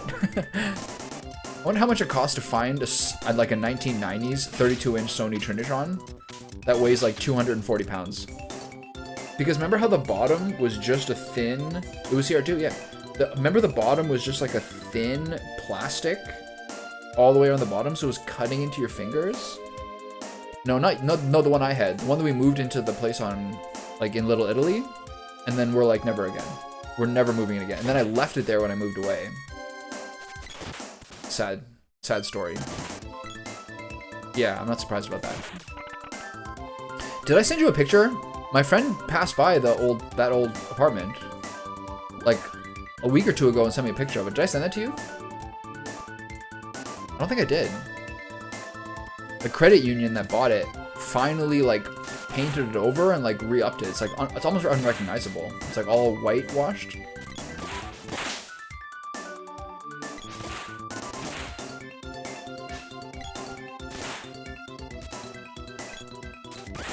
I'll send it to you after. Yeah, they sold it. They finally found a buyer for it. It's the like that Italian or Portuguese credit union that was right across the street. That was like in the southeast corner. And then they just left it as is for a while and just moved them in, and then they finally redid the building. I think they got like 3.5 million for it. That was their asking price, wasn't it? Like 3.3 or something? They got pretty close to that.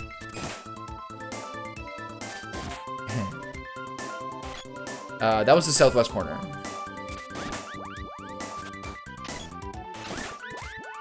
The one that was just across the street from the... What was the name of the restaurant on the main floor? I got to be pretty good friends with those guys by the end.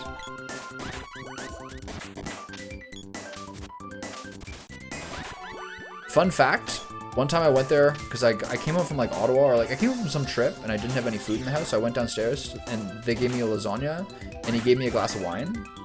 And that was like, literally the first time in my entire life I really understood wine pairing. Because it made the lasagna taste so much better because of the red wine. It's dark in here, man. What the hell? It was the first time in my life I was like, oh, Oh, we got a Spears Orb from the treasure chest. That's amazing. It was the first time in my entire life I had like a Italian food. I had like a pasta and red wine pairing that like elevated my appreciation of the meal. The first time ever that I wasn't like, yeah, this is pretty good, I guess.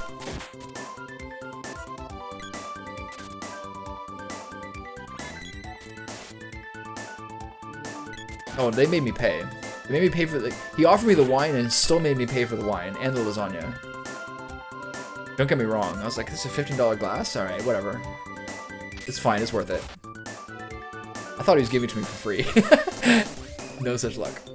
See, these are the guys who look like the upper land guys. The crab and the little crawlers.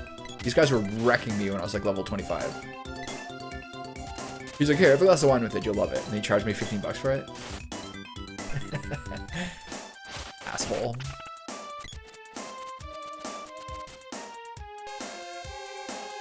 Okay, this is a part of the game where I'm for sure getting lost, kind of.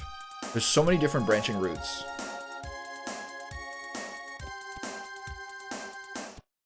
This is where I came from? No, this is a different place.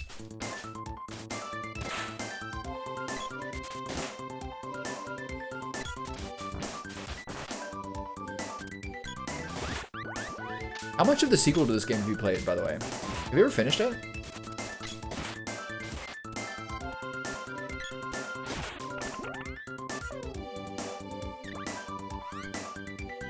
Oh, you beat Trials of Mana? Okay, gloves, poison. Sword's good against dragons. Spear's good against dragons. Axe is good against plants, fish. Whip slows. Bow raises crit percentage. Javelin's effective against dragons. And the boomerang is critical hit. So not that many. That's a crazy thing in this game. Like every once in a while your weapon at like level 3 or level 4 will be like, this puts a balloon on someone every single time. Or this roots them every single time. It's like, wow, this is crazy. It's so powerful. Yeah. I wonder what that level 9 spear one's like. The balloon one is so overpowered because it hits every single time. These guys, when you first fight these guys, like this is like the mini boss in Taznika, is that dark ninja. And if he gets into like a little spree where he's constantly throwing boomerangs at you, he will kill your whole party. Just so much damage. He's a monster, but he's easy to kill. This is a good part of the game to grind on, actually. This guy who just spawns ninjas.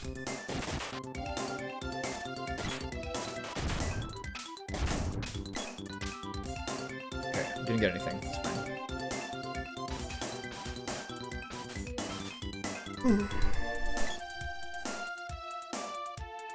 Okay, this looks familiar. Was I here already? Yeah. One of my favorite enemies in the entire game are the turtles that turn into little Tonka trucks and drive across the map. The Turtle Lance. Those guys are the greatest. Okay, where did I come from? I'm so lost.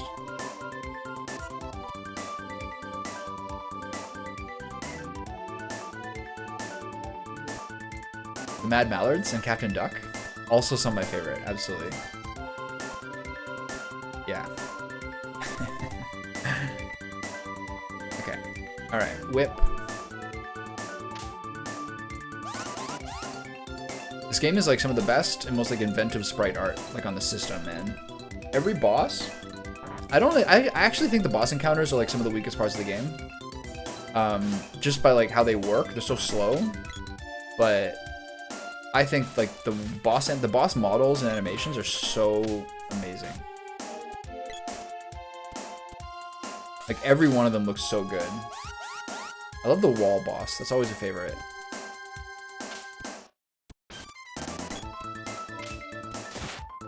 Here we got some Captain Ducks here. There you go. Making an endgame cameo.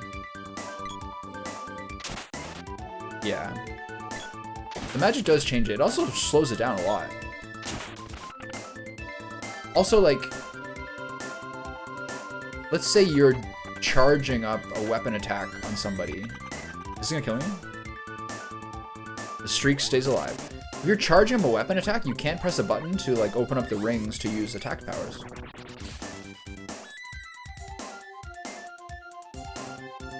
Yeah, I love the support magic, especially the Luna ones. You can raise your crit and attack power with the two Luna spells, Moon Energy and Lunar Boost. And then you can use Speed Up from Gnome to make it so you charge your weapon attacks faster. That's an insane combo. Unless you level them up, it doesn't last very long, but it's so good, man.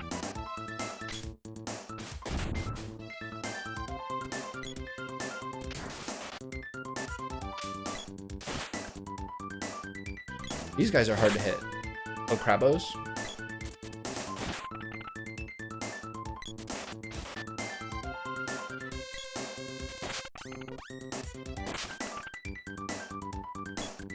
Defender? Like in Gnome?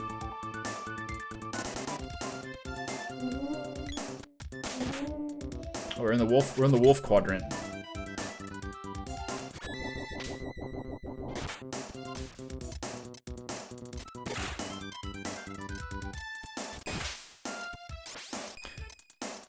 Like Lucid Barrier or like there's an evade one.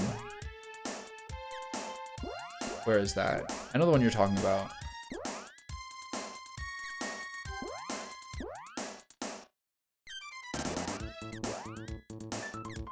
This one. I think Lucid Barrier is the one you're talking about. Where you're like their evade gets like it's impossible. Especially when you fight those like chess piece rooks, the chess piece rook knights. It's so horrible. It's so horrible. Whoa, look at that. What hit me for 250? Jesus, Wolf Lord. Okay, swords at 7 now. Nice, we're getting there. Oh.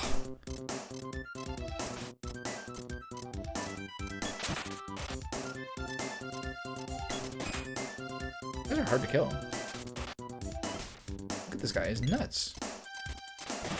This guy's got a lot of health. Whoa, what the fuck? He's not dead yet?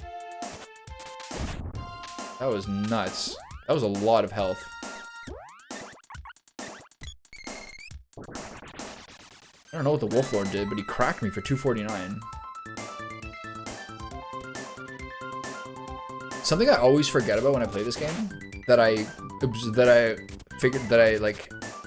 happened this time, was like, there's a certain point where, I think it's just before the Misty Mountains in Sage Jock, where you go to South Town, and then you go to North Town, and then you go to Gold Island or Gold Town, and all three of those places in a row, with only one dungeon respectively between them, all offer you weapon upgrades. And if you don't remember that, you drop like your whole bankroll. And it's like, oh my god, I did it again. You have to basically skip North Town and South Town. Okay, so I've been here. I'm so lost. You have to skip South Town and North Town, and then buy the stuff in Gold Town, and it's so... And then you're, like, set, basically, until Nico's stuff in the palace. Okay, I'm lost. Yeah, Anne was right. This is a 4-hour run for me. I better start getting my short ribs on the oven soon.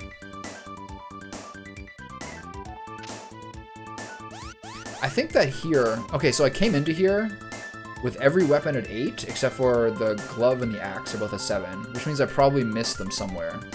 And then I think you can get a 9th orb for... You can get a 9th orb for all of them. I mean, what I should do is roast it for, like...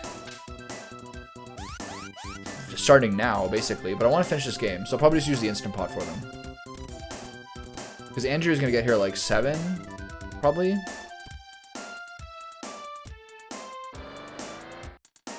Oh, I can hear little turtles. Ideally speaking, I'd have them in already, but I didn't start till like 1 today because I was doing stuff this morning. So it might be an Instant Pot 1 for this one. Or I'll make something else and save it for Sunday. I love buying beef short ribs lately. I'm getting like, I'm buying leeks at the grocery store like every week at this point.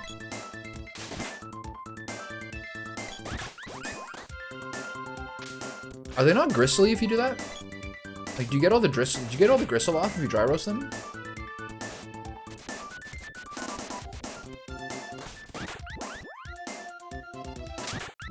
Oh my god, this whip is doing work. Yeah, that makes sense. Kind of just figured like the liquid would really help like break down all like the cartilage and everything. I bet they'd be so good though. I love short ribs. I put short ribs in my chili last weekend. Half ground bison, half like boneless short ribs. It was so good. Every bit was like the most tender meat possible. Yeah, they're so good. I never really make them Asian style, but that'd be good too.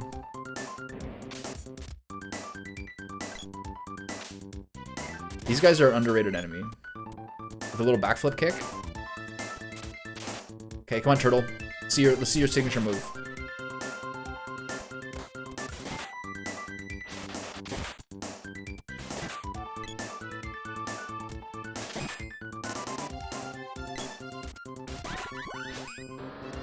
There he is.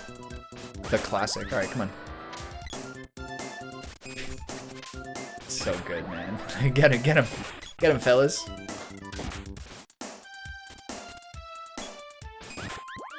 Alright. Okay, I feel like we're on a new area. It's all turning up Tommy. I'm buying a lot of lamb shanks lately. A lot of like bone-in veal pieces. Or like lamb leg pieces that are like the medallions. Is this another Lumina one?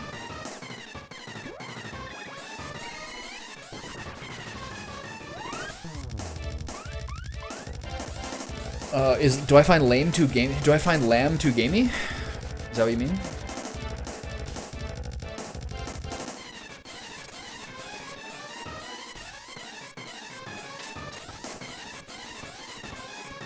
Lame too gamey? Yeah.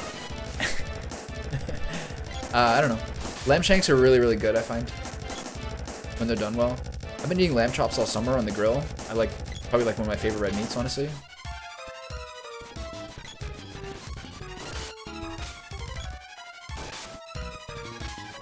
I made veal ossobuco for the first time when my mom was here, like a month ago.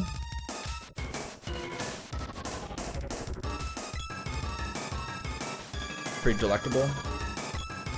I just think it's like that time of year, you know what I mean? I don't want to just buy beef and chicken and things like that all the time. It's so boring. Wait, what did the analyze say? I wasn't listening. It's funny how the first time you fight this boss, he starts big and gets small, and then I think this time he starts small and gets big. Fear Shade? Oh, I can do that. Okay, trying to get some magic points in. All right, let's spam some damage here. I got a lot of fairy walnuts I'm not using.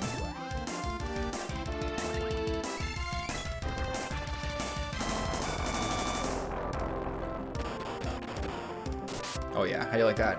9 damage, baby.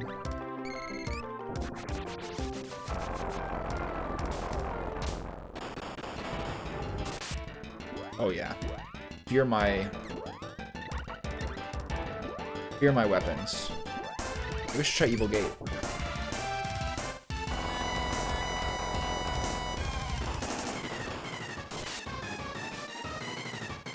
What is this? Is Evil Gate better? I bet it's not worth 4 times the mana expenditure.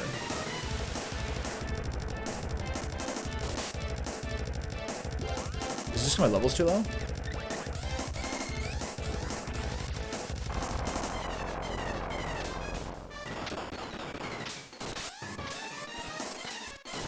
Almost always, yeah. Except sometimes like Gem Missile versus Earth Slide is like different damage, but usually the cheaper it is, the better. Plus, because you get more experience, I think, for it.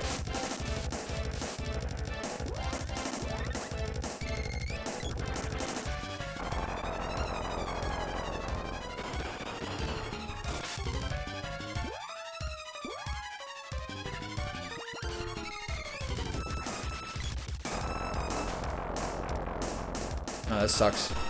Is he gonna do the same bootcamp you did? Or was he thinking about doing that beforehand? I'm stuck here. It's really awkward. I can't move.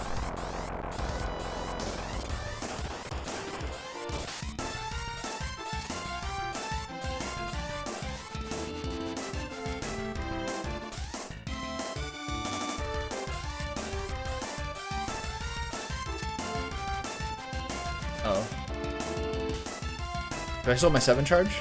Do. There you go. Alright, everyone, do some work.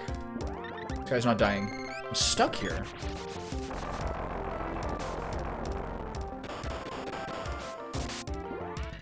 This is an awkward fight.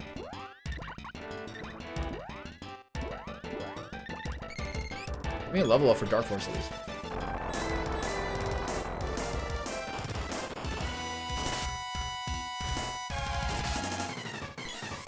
Alright, time to charge this bad boy up.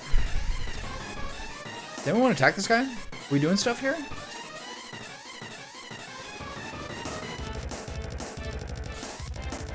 Did he have like, what kind of job did he work at before? Was it like a big company? Ooh, first 999. Feels good, man. This is a hilarious boss. How large he gets.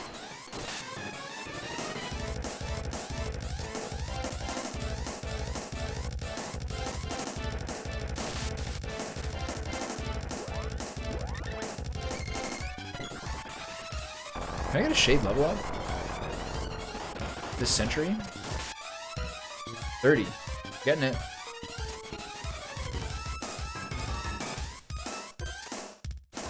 Oh, just as I press the button, the Acid Storm come in again. Oh, that another one of the craziest bosses was the like that Naga boss in the just before you go to the Pure Lands. That just walks around pygmying you and then randomly casting Dispel Magic, because it made me learn that Dispel Magic interrupts your charge if you're charging up spells. I never knew that before. That was the worst thing ever. Can't hit him. We're stuck here.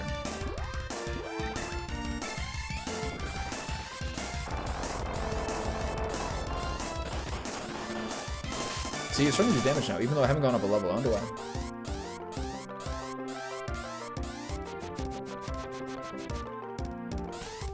Again, he Acid Storms me just as I hit it.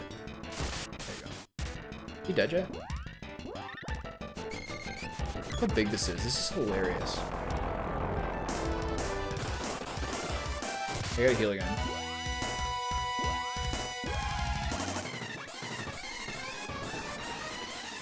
Oh.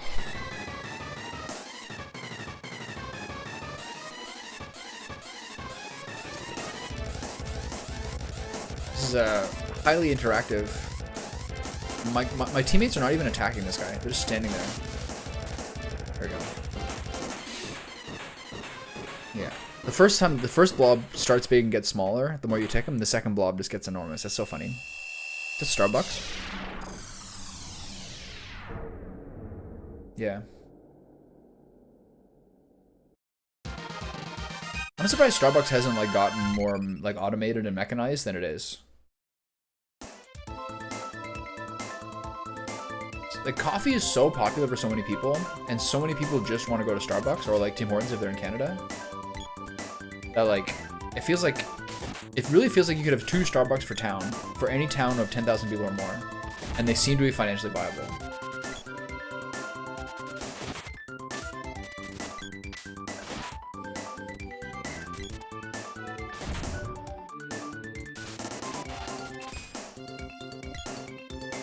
Oh my god. This guy's gonna kill us all. Maybe. This is, yeah, you're right. The gold ninjas are crazy. Okay, I gotta wait for her to get up. Oh my god, this guy's crazy.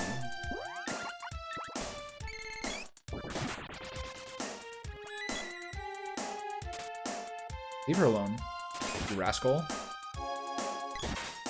Hit him. Wow, that was nuts. It's like the most dangerous enemy probably so far.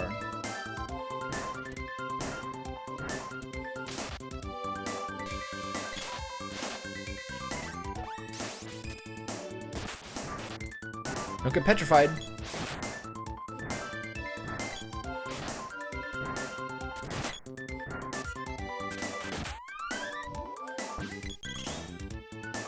Level 7 Lucent Beam? That's what it looks like. Someday I'll get that. That ninja did... A lot of bosses are time consuming, but that ninja was way more damage. That guy could, like, if he gets in the right little attack combo, like, 3-shot my entire party.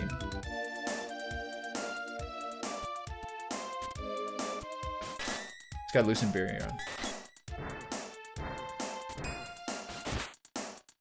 26 damage. We're like level 62 or something, doing 26 damage to this guy. 39? Little, I haven't seen little numbers since before when I had one spell. Oh.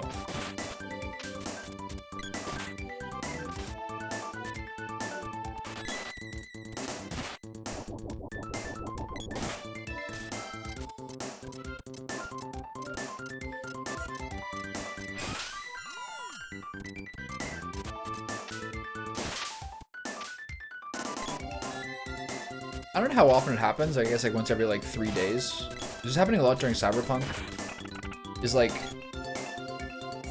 there's just like sort of like a groove state where you're just kind of like passively really like enjoying what you're doing, and you get kind of like a dull, pleasurable feeling to it. It's happening today in this game, despite me being like pretty brain dead today after like not the best night's sleep. But it's happening in Cyberpunk like a lot. Like every 2 days or 3 days in Cyberpunk, I was just sitting there being like, this is sick. I just got a good buzz going on here. A good like caffeine and like immersion buzz. It's happening today too.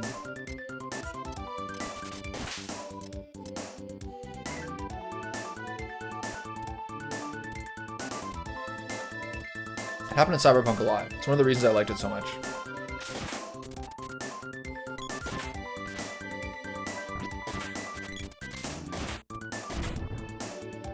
I love that atomic bomb explosion. That's so great.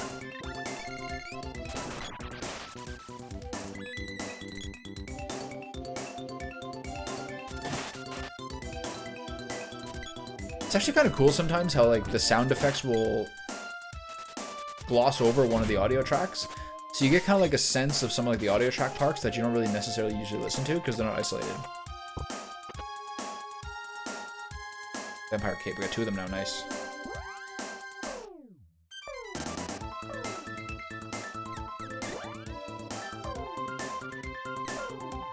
Can you use this? +3, baby. I think that's part of it.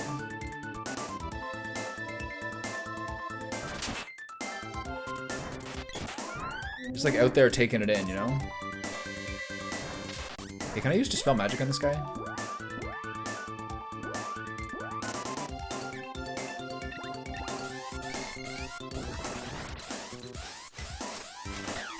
I think it's worth it. It's slow to hit him. Wait, did it not work?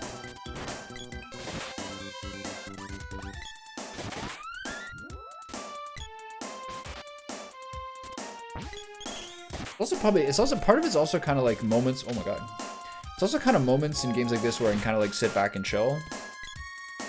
Like whatever the balance is of like filling the air with talking, and sometimes just kind of like enjoying it without it being like a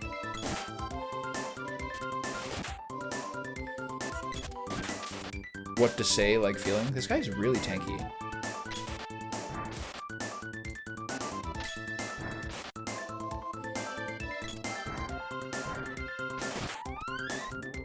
Luckily he doesn't have more health. That guy has as much health as those floating yellow heads had. It take like 3 minutes to kill him.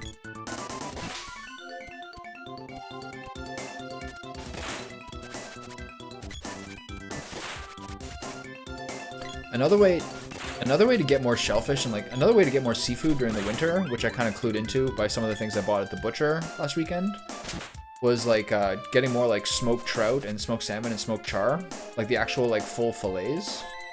My bagel and cream cheese with smoked char for lunch 2 days ago was unbelievably good. I gotta buy like way more pieces of that. Oh my god, it's like the perfect, that and the sardines obviously, which I own but haven't been making. Oh what, there's 2 of these guys? Oh, there's 1. Okay, get the gold dude.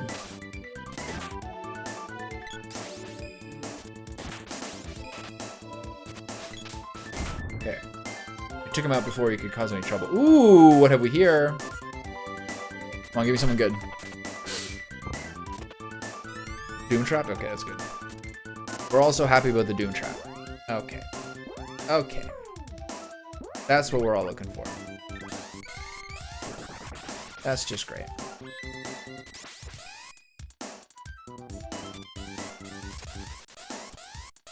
That's just great. Just Doom Trap. Perfect. Okay, one more. Look at this guy. Triple. Look at this guy. This guy's insane. 224. If he has more time, I'm dead. Okay, Jesus. They can 3-shot you. I have to say, I shouldn't say this because I'm jinxing it, but I have not yet had a Doom Trap kill me. It's taken me to 1 health every single time. And I swear to God, 75% of the chests for the past 2 days have been Doom Traps. I'm not exaggerating. Like chocolates and Doom Traps. And then like a 2% chance of something good. It used to be Spike Traps and like Riot Gas. Now it's just been Doom Traps all day, Thursday and Friday.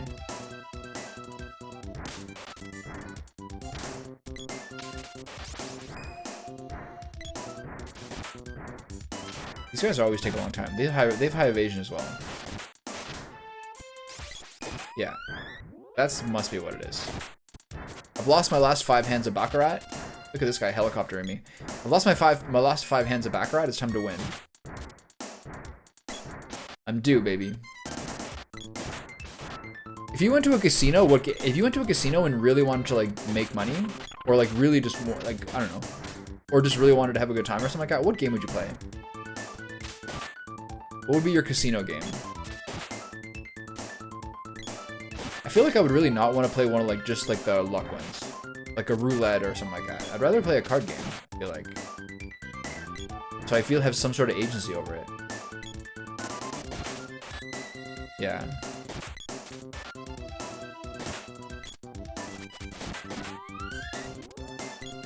Poke would be really cool because of like the skill part of it. You also can get kind of bullied by huge stacks, which can feel bad.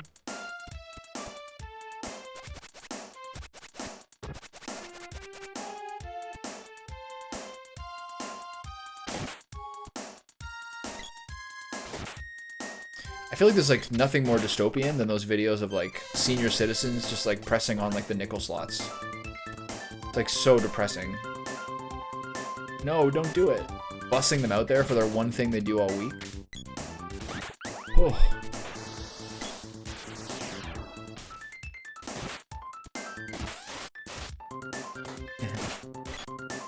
Now that doesn't count, but it's still a very viable activity. Watching other people's misfortune, that's kind of like gambling.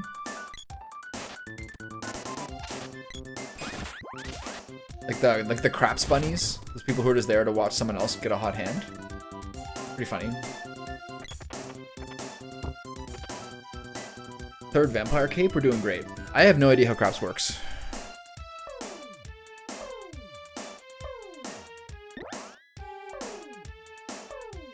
Can you use a vampire cape too, or is this a girl only one? Yeah, okay.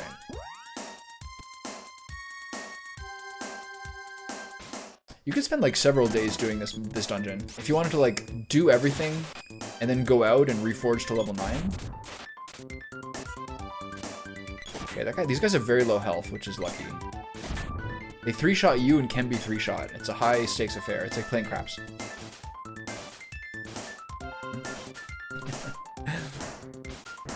Yeah, you know what's going on. Find the hot hand. It's like investing.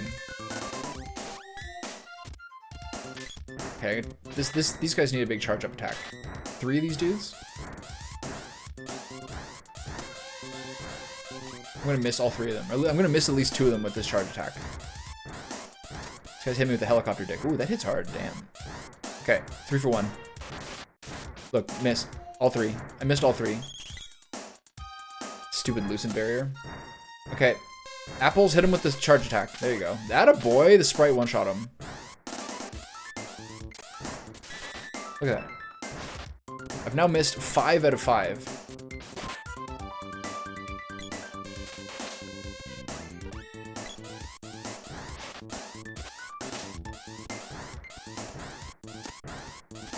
Oh, knocked me out of my move. These guys are dicks. Terminator. I watched Terminator 1 2 weeks ago. Haven't seen that in a while. Sick movie.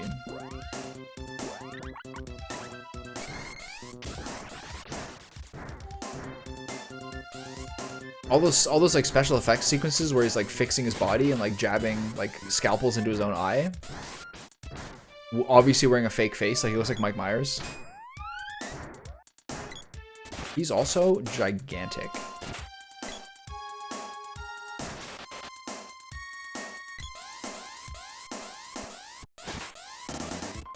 Yeah. Or shoots up the nightclub. Tech Noir. Shadow Zero. This is just like a meme. All he does is just drop out and look around. It's like a little moment of levity. This is such a long dungeon. It's crazy. I'm just wandering around randomly, and there was a period where it was like difficult, but now I kind of feel like I'm on a linear path.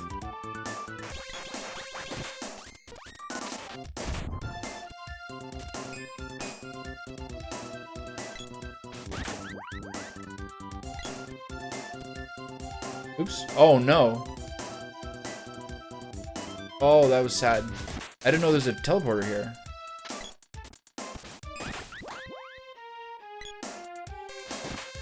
Okay, whatever. You win some, you lose some. Okay, what's all this?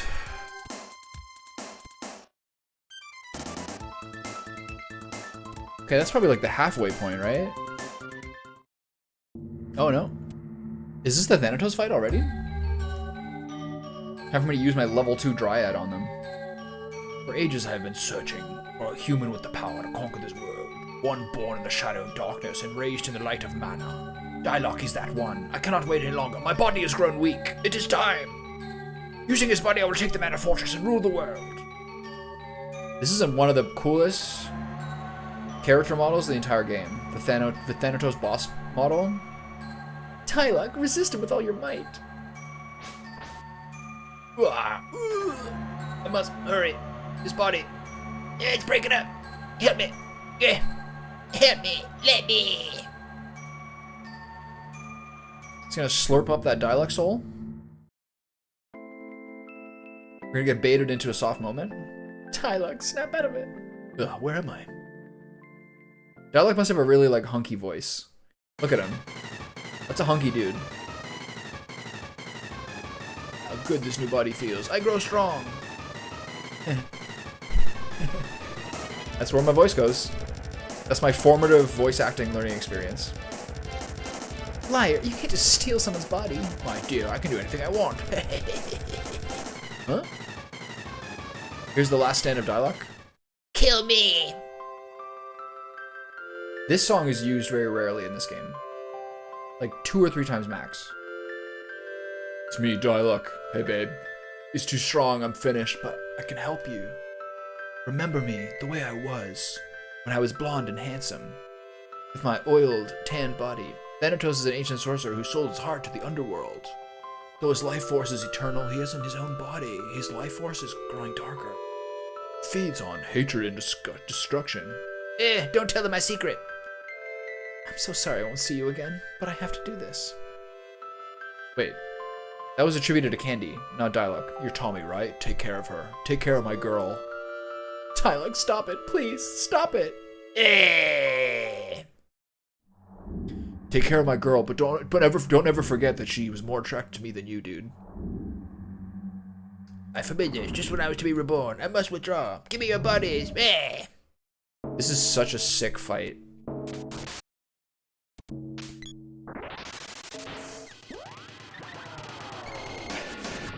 With a unique sound, with a unique OST as well.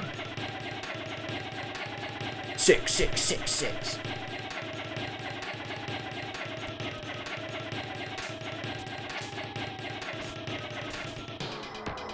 Oh, easy.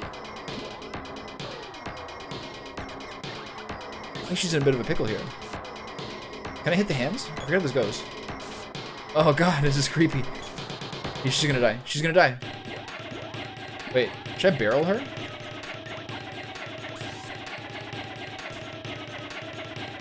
She gonna die? Wait, hold on, I gotta heal her.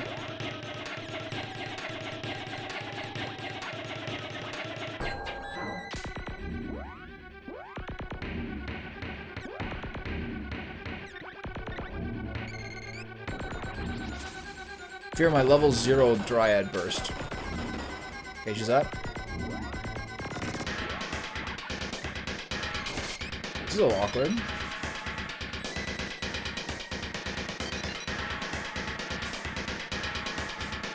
What do I do here?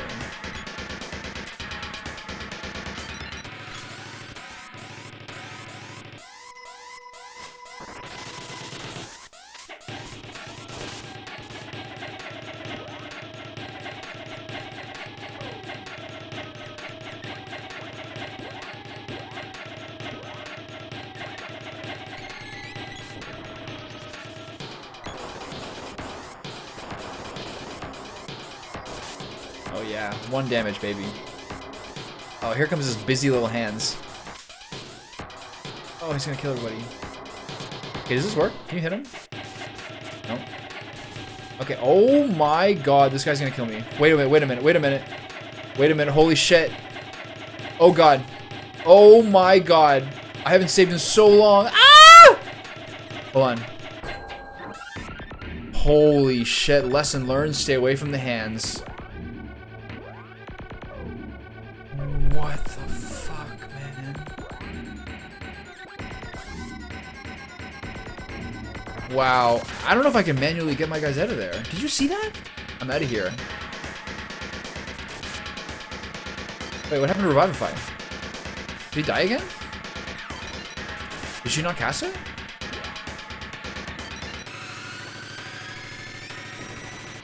Holy shit, man. That was crazy. Thanatos is packing.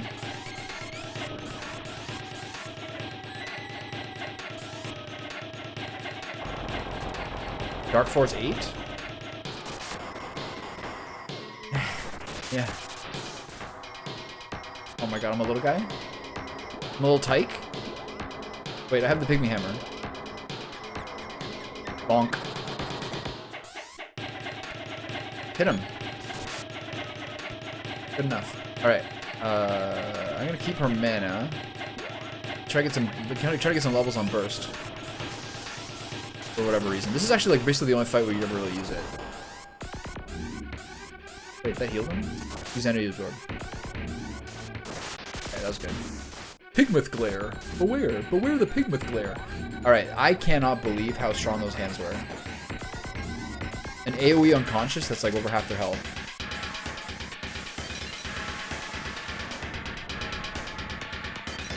Oh my god. Can you...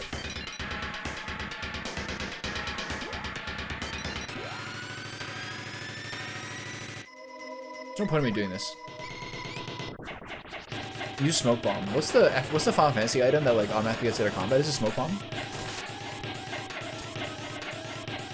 He's gonna kill me with the Dark Force here.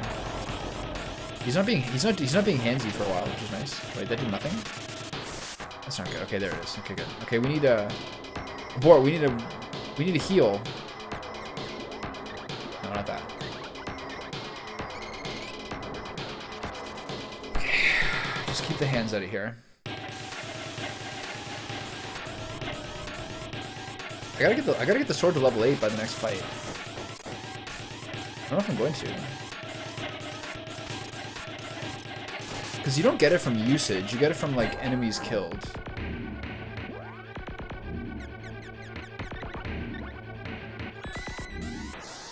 As far as I can tell.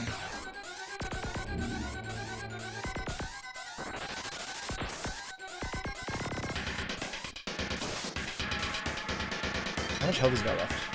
I almost never check mid-fight how much health he has. That's kind of stressed me out though. Still like 2/3. I need my teammates to do something.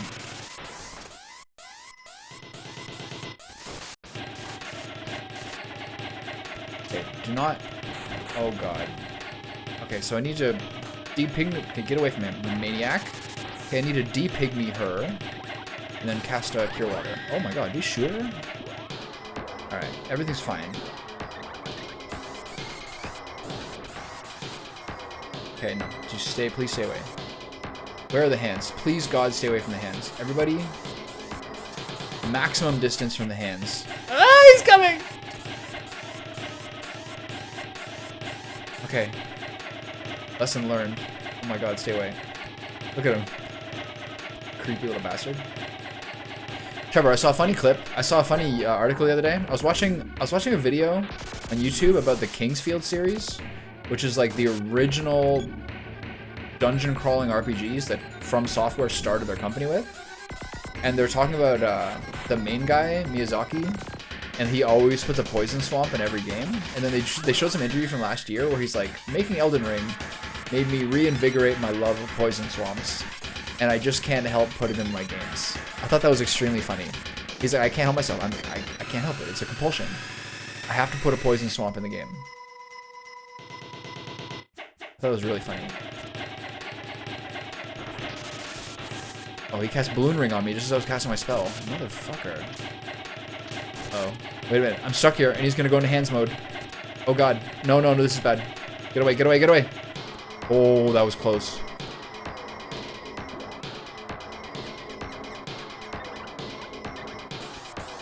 Yeah, he's like, the quote was, and I can't help myself. I loved it. He's like, I've reignited my love of them. In Elden Ring. Another thing they brought up in the video was how a lot of people, some of people's favorite things about Dark Souls, or how like Dark Souls 1 becomes a lot of people's like nostalgic favorite, is just like the structure of the map is so good. Like it's like more interconnected, where there's more like shortcuts between areas, and a lot of people like that like really complex interconnected nature of it, which apparently is not the same in 2. I don't know, I've only played 1, like all the way through.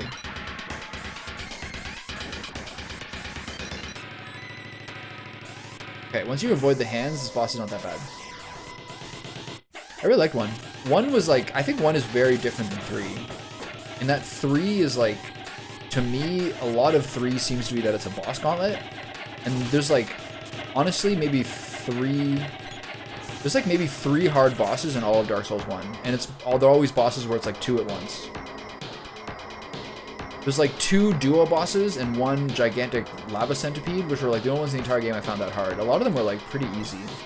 But it was way more of like a traversal survival game than it was like a boss gauntlet. 3 seems to have way harder bosses. And be way more about that.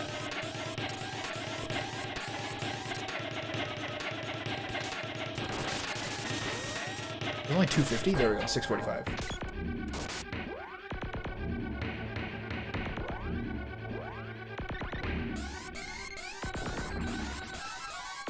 Yeah. I can see that. What about Sekiro versus Elden Ring? Is Elden Ring harder bosses?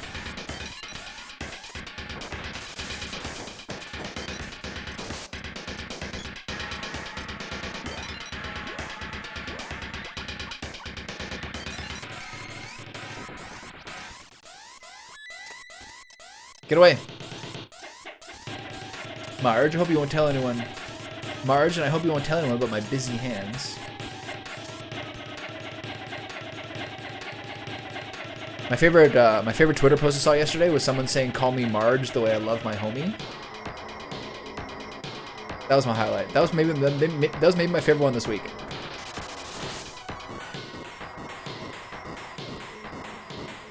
Yeah, that's true.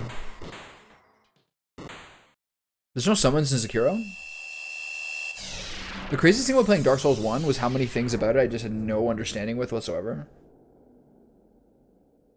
There's so many things in the game in terms of like stats and summons and all these things that I just never... You can play the whole game and just never figure it out. Seal on Dryad's mana magic is gone. Okay, here we go, right? Finale?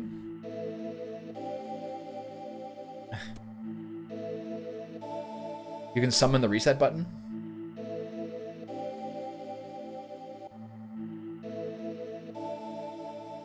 Tommy and Candy both have kind of a story in this game, but the sprite has a story for about the first third. And then that's it. After that, he's just like the wisecracking dude.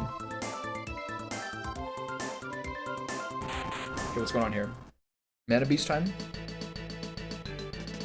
If I finish this soon, I might be able to actually get like a nice little slow cook going on. And at least 2 hours of playing the fruit matching game. Dude, you have to play that on Switch. That game is so good. Maybe don't play it. I blinked my eyes and like 52 minutes was gone in my life yesterday. So maybe don't play the fruit matching game, but it's also like my favorite puzzle game in a long time. Suika, the one I sent you the link to today. You can play it on browser, but the Switch version is so cute, so enjoyable, and the fruits are all different shapes, which adds to the physics of it. The browser version is only little circles. It's like Tetris meets Bejeweled. It's so great.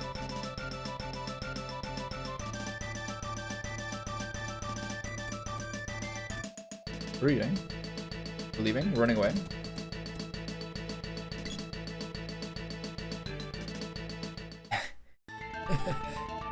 Yeah, I know. It's a 3-day fever. Just like kind of like it's like your sickness, except it's a mental sickness. It's a 3-day fever. Oh yeah. Where'd you put it? In the gazebo? I guess Flamies were once mana beasts. Hurry or the mana beast will ruin the world. This is a unique song. This is the only time you ever hear this song the whole game. Come on, do it!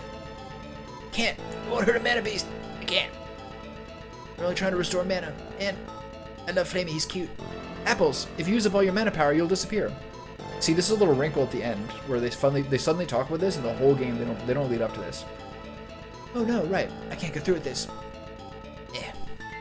Secret of Mana kind of goes back and forth with whether Tommy is a silent protagonist or not. He's silent for so much, and then once in a while kind of pipes in. What do you mean? I'm not going to kick the bucket. My world is separate from this one. It just means I won't see you again. Okay, if we don't stop the mana beast, your world is finished, right? Everything will perish. Trees, animals, people. That must not happen. You have the mana sword. You must save this world. You have no choice. You made a vow to your mother, the mana tree, right? I'll be okay. Alright. You sure?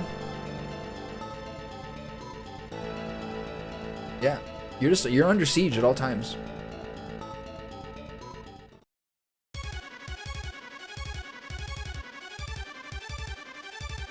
Okay, I didn't get level 8 for my sword. That's a shame. All you do is just cast normal attacks anyway. We'll cast mana magic, then mana sword will appear.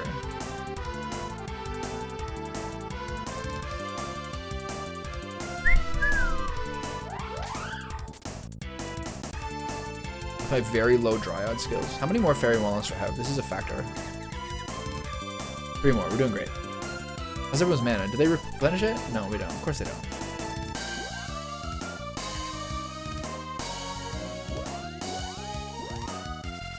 Here comes the unavoidable damage. Bring it on, you...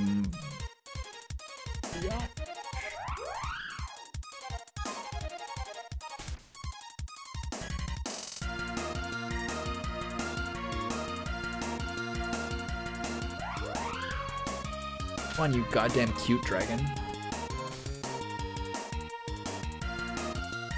Okay, time to ramp up.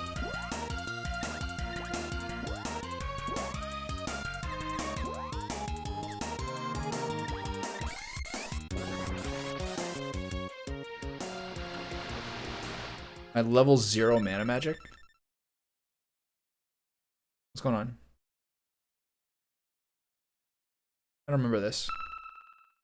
Okay, there we go.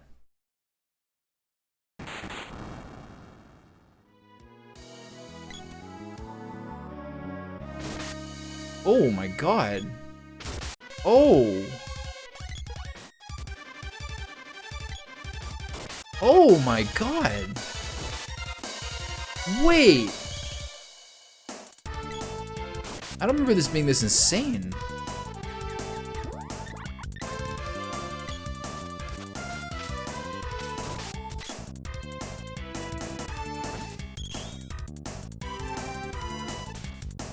Magic faded?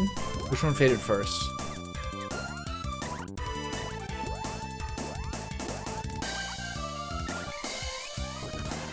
There's no even point in charging up. You're doing 600 per shot. Eh.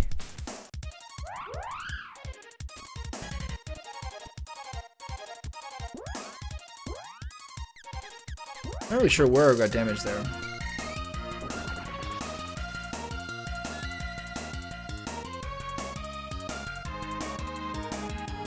Last 2 fights of the game. I'm not sure this is unique music. I feel like I've heard this one before. But I know Pathanatos had unique music.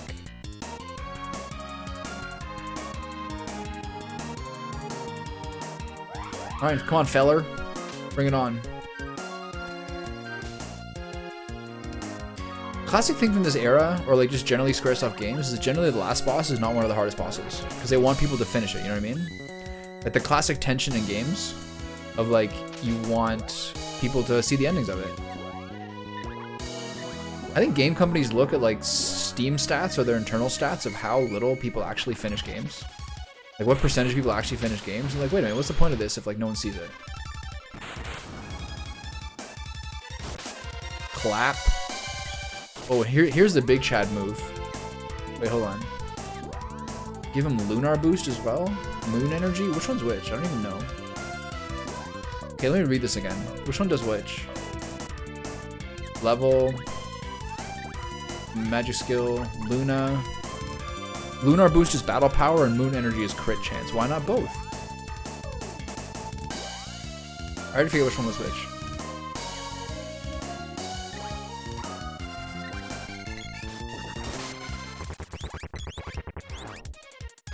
Oh my god. That must be the crit one. Alright. Wait, I'm still hitting for 100,000. Okay, now it's less. Okay, my magic faded. He's gone again, right? Flammy?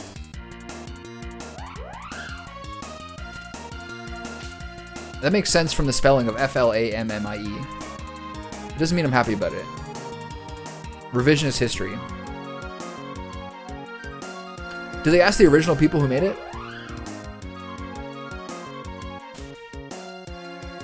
Ow.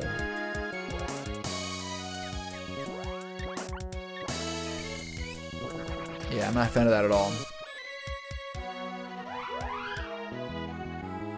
Undyne 7. Organic usage of Undyne in this game gets you to level 7. Okay, how are we doing for mana? Mana magic, yeah. What about you, little tyke? How much you got left there? One more point, alright. Okay, he's using the other one. Wait, I don't think actually you need to cast it on both people, do you? I think only one person needs to cast it, right? Wait. I think actually, I don't think you have to use mana magic on both people, right? They just give it to both of them? You know.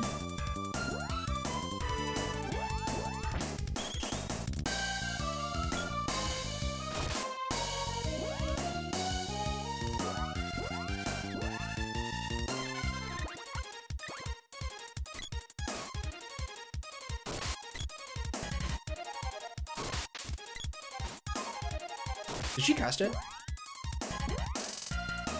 The game's kind of freaking out a little bit. Animating the Mana Beast. Oh, what a...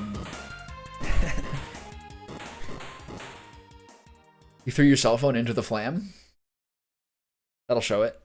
Alright, here we are. That is a really cool concept for a boss fight, that you empower the sword to be like monstrous and effective. It is a really good concept for a boss fight. And then like the damage is unavoidable. It's like a little flat, but it's actually really cool for the sword to have its moment because it's like so central to the game.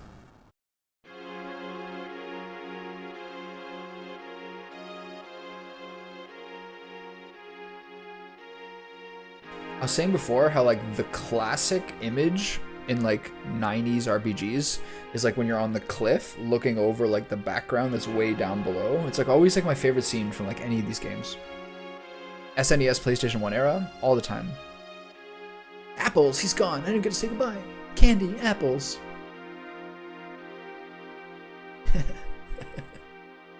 Yeah, I can't. I'm glad. I don't remember in the ending whether we have to break the news to King Truffle or not, but King Truffle is going to be mad. And that guy is confident. King Truffle is a confident man who knows what he wants in life, and he is not going to be happy with us. That's more his baby than ours. We just rode him around. And Dialect 2. Must be strong.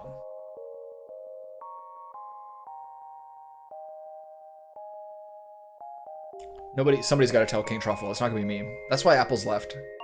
That's why the sprite left. He didn't want to be the one to break it to him. The Mana Beast is turning into snow. There's 2 moons in the sky.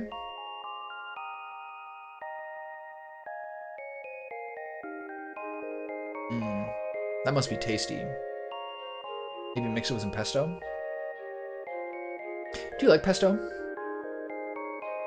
I feel like it's too niche for its popularity. I do like it. Do you? I just feel like there's not many times I use it. Or like, I feel like that's almost never gonna be like the pasta I get at a restaurant. If I go to an Italian place, I'm never gonna get a pesto dish, I don't think. The pine nuts and the Parmesan and the basil, that's an amazing combination. It's so unique. There's nothing else that tastes like that. Salty and like smooth, chalky, and the pine nuts. Amazing. Oh yeah. Critical.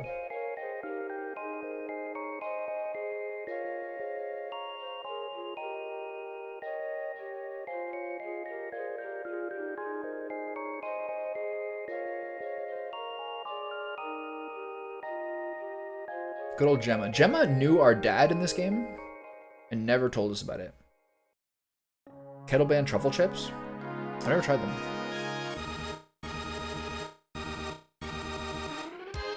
One time, my friend's girlfriend made us dinner.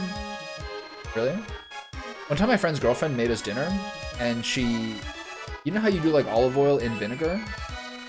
To like dip in bread? She substituted the olive oil for truffle oil. In the same proportion you do that, and you dip the bread in and eat it, and like it would be like horseradish to the nose. It's crazy. Okay, so what happened to Apples is that he's a creature of the magical realm. So when we banished mana from the world by destroying the mana beast, he went to his like parallel dimension and we'll never see him again. Hey Santa. This song is a groove. I don't remember this one.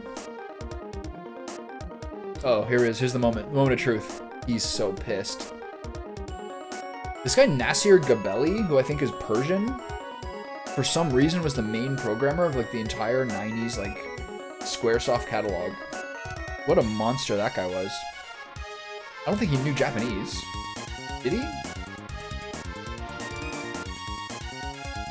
It's like literally no one with an English, with like a Western name in the entire cast. It's just all Japanese people, and then Nasir Gabelli. I was thinking about it, those two areas are fairly similar, but I do think the Upper Lands, which is this part, and the Pure Lands are my favorite parts of the game.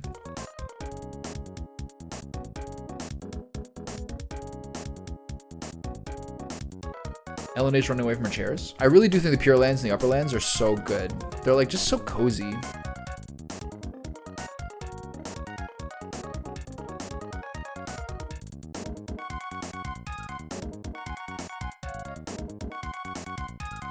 This is kind of like an Earthbound ending. You do the Grand Tour.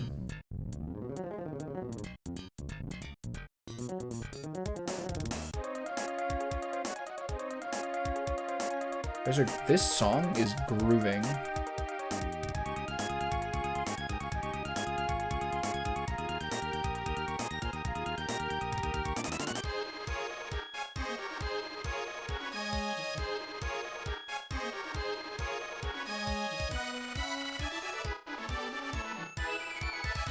It's hard for me to kind of think how like the various Squaresoft RPGs, like how their soundtracks rank.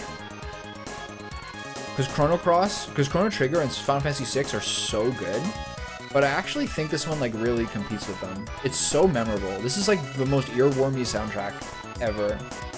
I do think those other two are like, I don't know. Maybe more people would like more, but like the way the music in Secret of Mana like fits. See, sound effect designer is Yasunori Matsuda. After this game came out, he was just doing sound effect work. He burst into the offices of like the heads of Secret of Mana of Squaresoft and was like, "I will fucking quit if you don't give me Chrono Trigger to do." They're like, "All right, man, just relax. Jesus, you can do Chrono Trigger." Like, "All right, it's good. I'm gonna go do it." And then he just knocked it out of the park. I think the way the music in this game fits the like the very bright, colorful aesthetic is like incredible. Like the tone in which the visuals and sound like match each other is a really nice touch, man. This and the sequel both have really, really good music.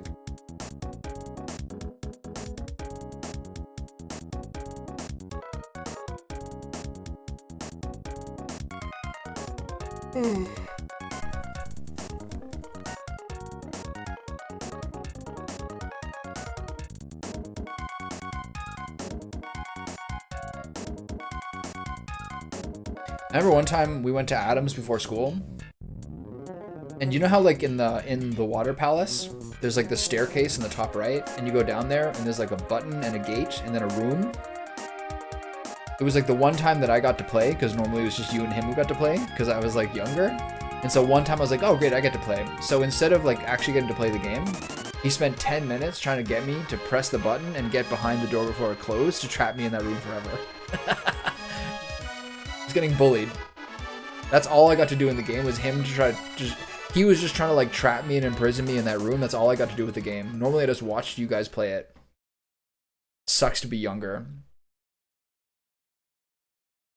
Alright, they let us back into Potos finally. That's nice. Now I can see my dad.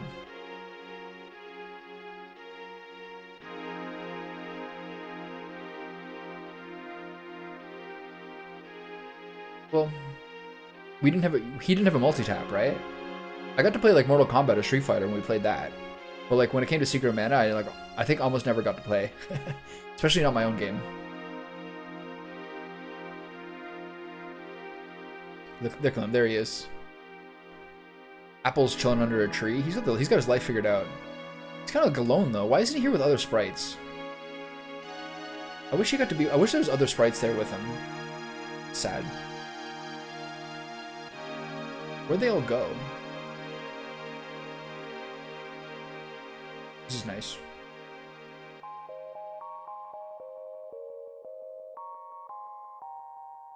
Yeah. Memories generally are interesting. Like,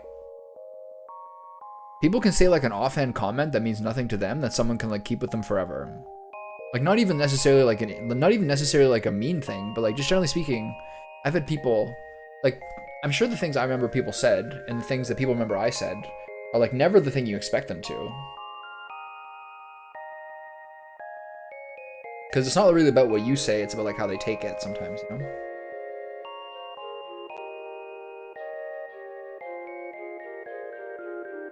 Can't really like control it or like know when it is. That's fair. It's a pretty good way to be.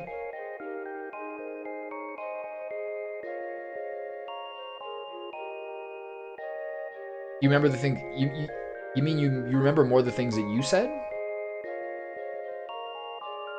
I don't find that way for me. But I understand what you're saying. Yeah.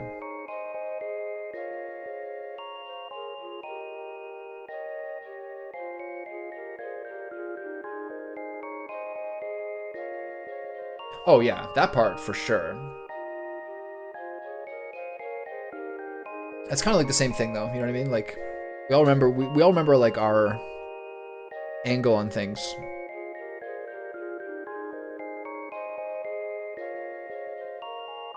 I like that the sprite gets the final part here.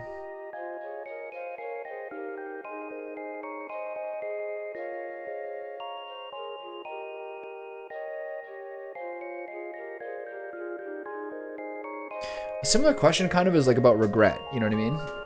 Like it's unproductive to dwell too much on things you weren't happy the way they went. Yeah, exactly. Same kind of thing. Like I think you're like a psychopath if you don't have anything that you regret ever from the way you talk to people and like the way that you dealt with people, but it can also be like paralytic if you focus on it too much. There's like some middle ground of being conscientious without being like too hard on yourself. That's like sometimes a little bit hard to navigate. Yeah.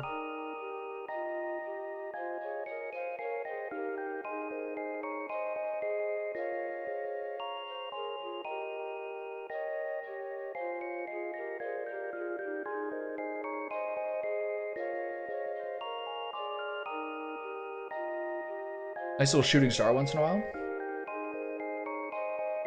That was nice. Okay, it's 10 to 4.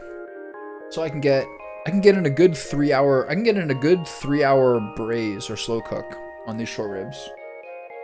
Okay, so tomorrow, now I'm gonna go cook. I got the short ribs should be pretty thawed by this point, so I'm gonna salt and pepper them, sear them, cut up the leeks and carrots and shallots.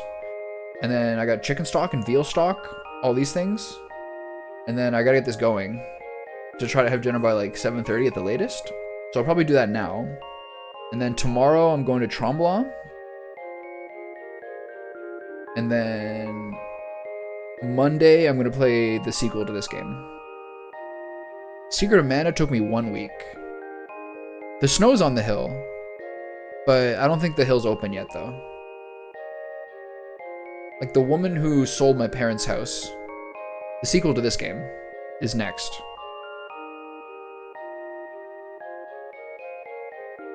I'm going to... this game took me a week, so about... I can actually check how many hours this took me. It's 3 hours today. Let me look at my Twitch VODs file. Okay, so I started on the 14th. So 3 hours, 6 hours.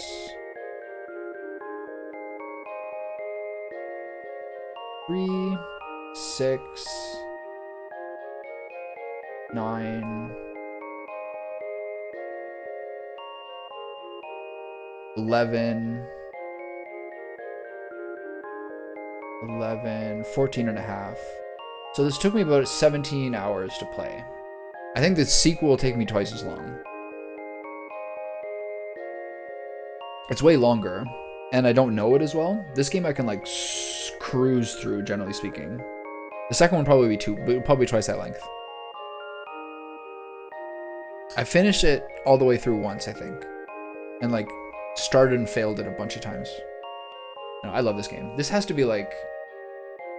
I was trying to think about it, like... Usually how many times you played a game is like a little bit less than you think you have. You know what I mean? Like, to me it feels like it's been 6 to 8 times I played all the way through. It's probably in that range, like maybe 5 or 6. But I think I'm probably in the 6 to 8 times ever, which is a lot. That's a lot of playthroughs. But I don't know. After how grindy the last 3 games I played were, I played 3 games in 5 months. No, wait. July to August, September, October, November. August, September, October, November. Baldur's Gate 3 was beginning of July, right, Anne? So it was like 3.5 months of Baldur's Gate 3. 150 hours Baldur's Gate 3. Probably 80 hours of Starfield, and like 120 hours or 130 hours of Cyberpunk. So all those games are like the same kind of grind to it. So I needed this. I've been the Secret of Mana music's been playing in my head for like, I think it was July 3rd, and then Starfield August 3rd or something like that. Wait. Yeah, and then Cyberpunk was September 23rd. Anyway, time to play some fun stuff for a while. I think I'll play Secret of Mana, then Secret of Mana 2, and then I think I'll play RimWorld. And then sometime this winter, I'll do the second Baldur's Gate 3 playthrough. I'd like to play Doom Eternal, and then probably some more vintage games. If you play Chrono Trigger and or Final Fantasy VI, Trev, I might too. Let me know when you're gonna play it.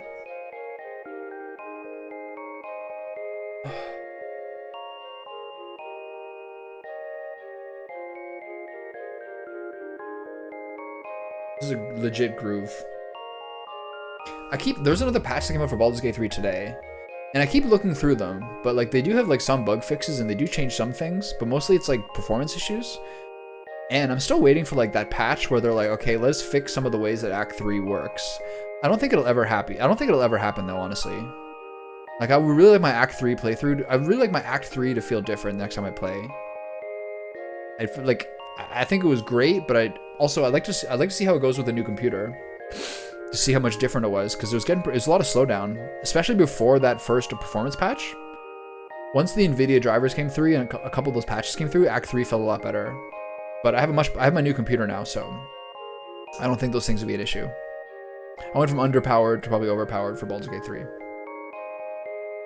Yeah, I mean, I don't think I'll play it till like late winter. I think it's gonna be a while. And I'm gonna play really different a second time too, like much faster. No looting outside of like things that show up on the map, you know what I mean?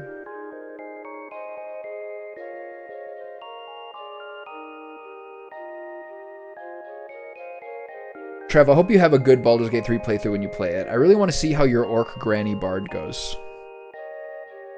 Okay, so what's the button you press in Baldur's Gate 3 where like it shows everything on the map that's lootable? Is it Alt or something? Control? You can still like, all the cupboards and drawers and vases and urns don't show up when you do that, just like the chests and like the looting on the ground. So anything that shows up when you press the button, I'll still loot, like treasure chests and like creatures and stuff, but I'm not gonna go through like every fucking cupboard and like china cabinet and like urn and vase next time. It's not worth it. All you get is like a 10% total net growth on your like gold, and then like trash items, junk items. It's not worth it. I did it for the first time I played, but it's so exhausting.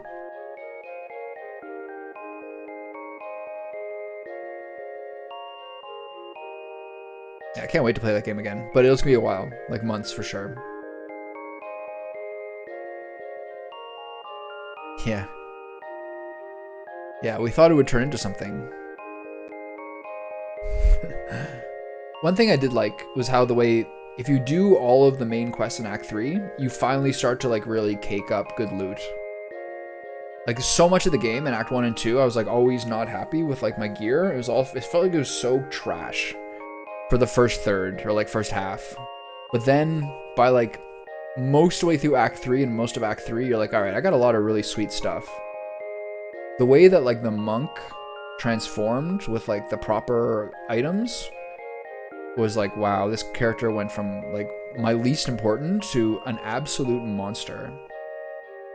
That part's really good. The way they kind of like go through the curve of like satisfying equipment, that they did really well, I think.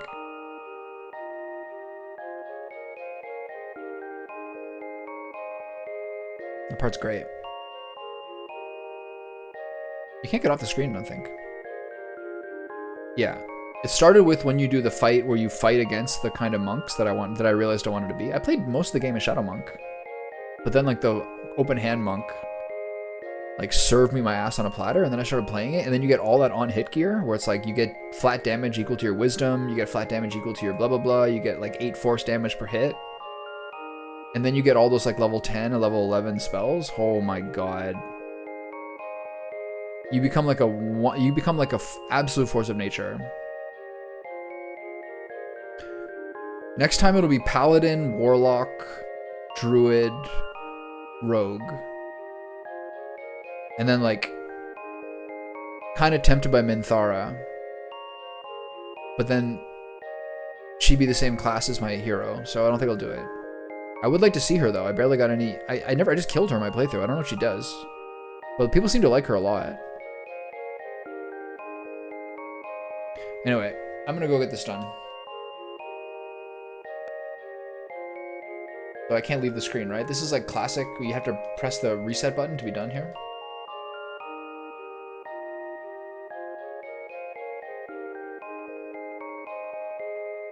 Yeah, I want to see what she's like. I never really got her. And she's kind of like a dark character. She's just like, I want to play as a paladin, so I don't know if I can get her. Double paladin, I'm sure there's ways to play so it's worth it, but I'd rather have Spore Druid, Assassin, Warlock, and Oathbreaker, Dark Urge Paladin. It's like almost assuredly the way I'm going to play. Alright, you enjoy yourself. Trevor, hope you're well if you're still there.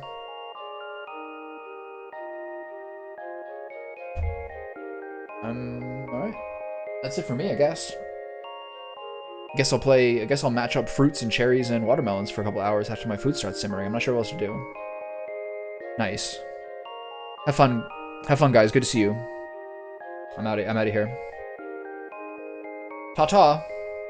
Secret of Mana 2, Seiken Densetsu 3 on Monday.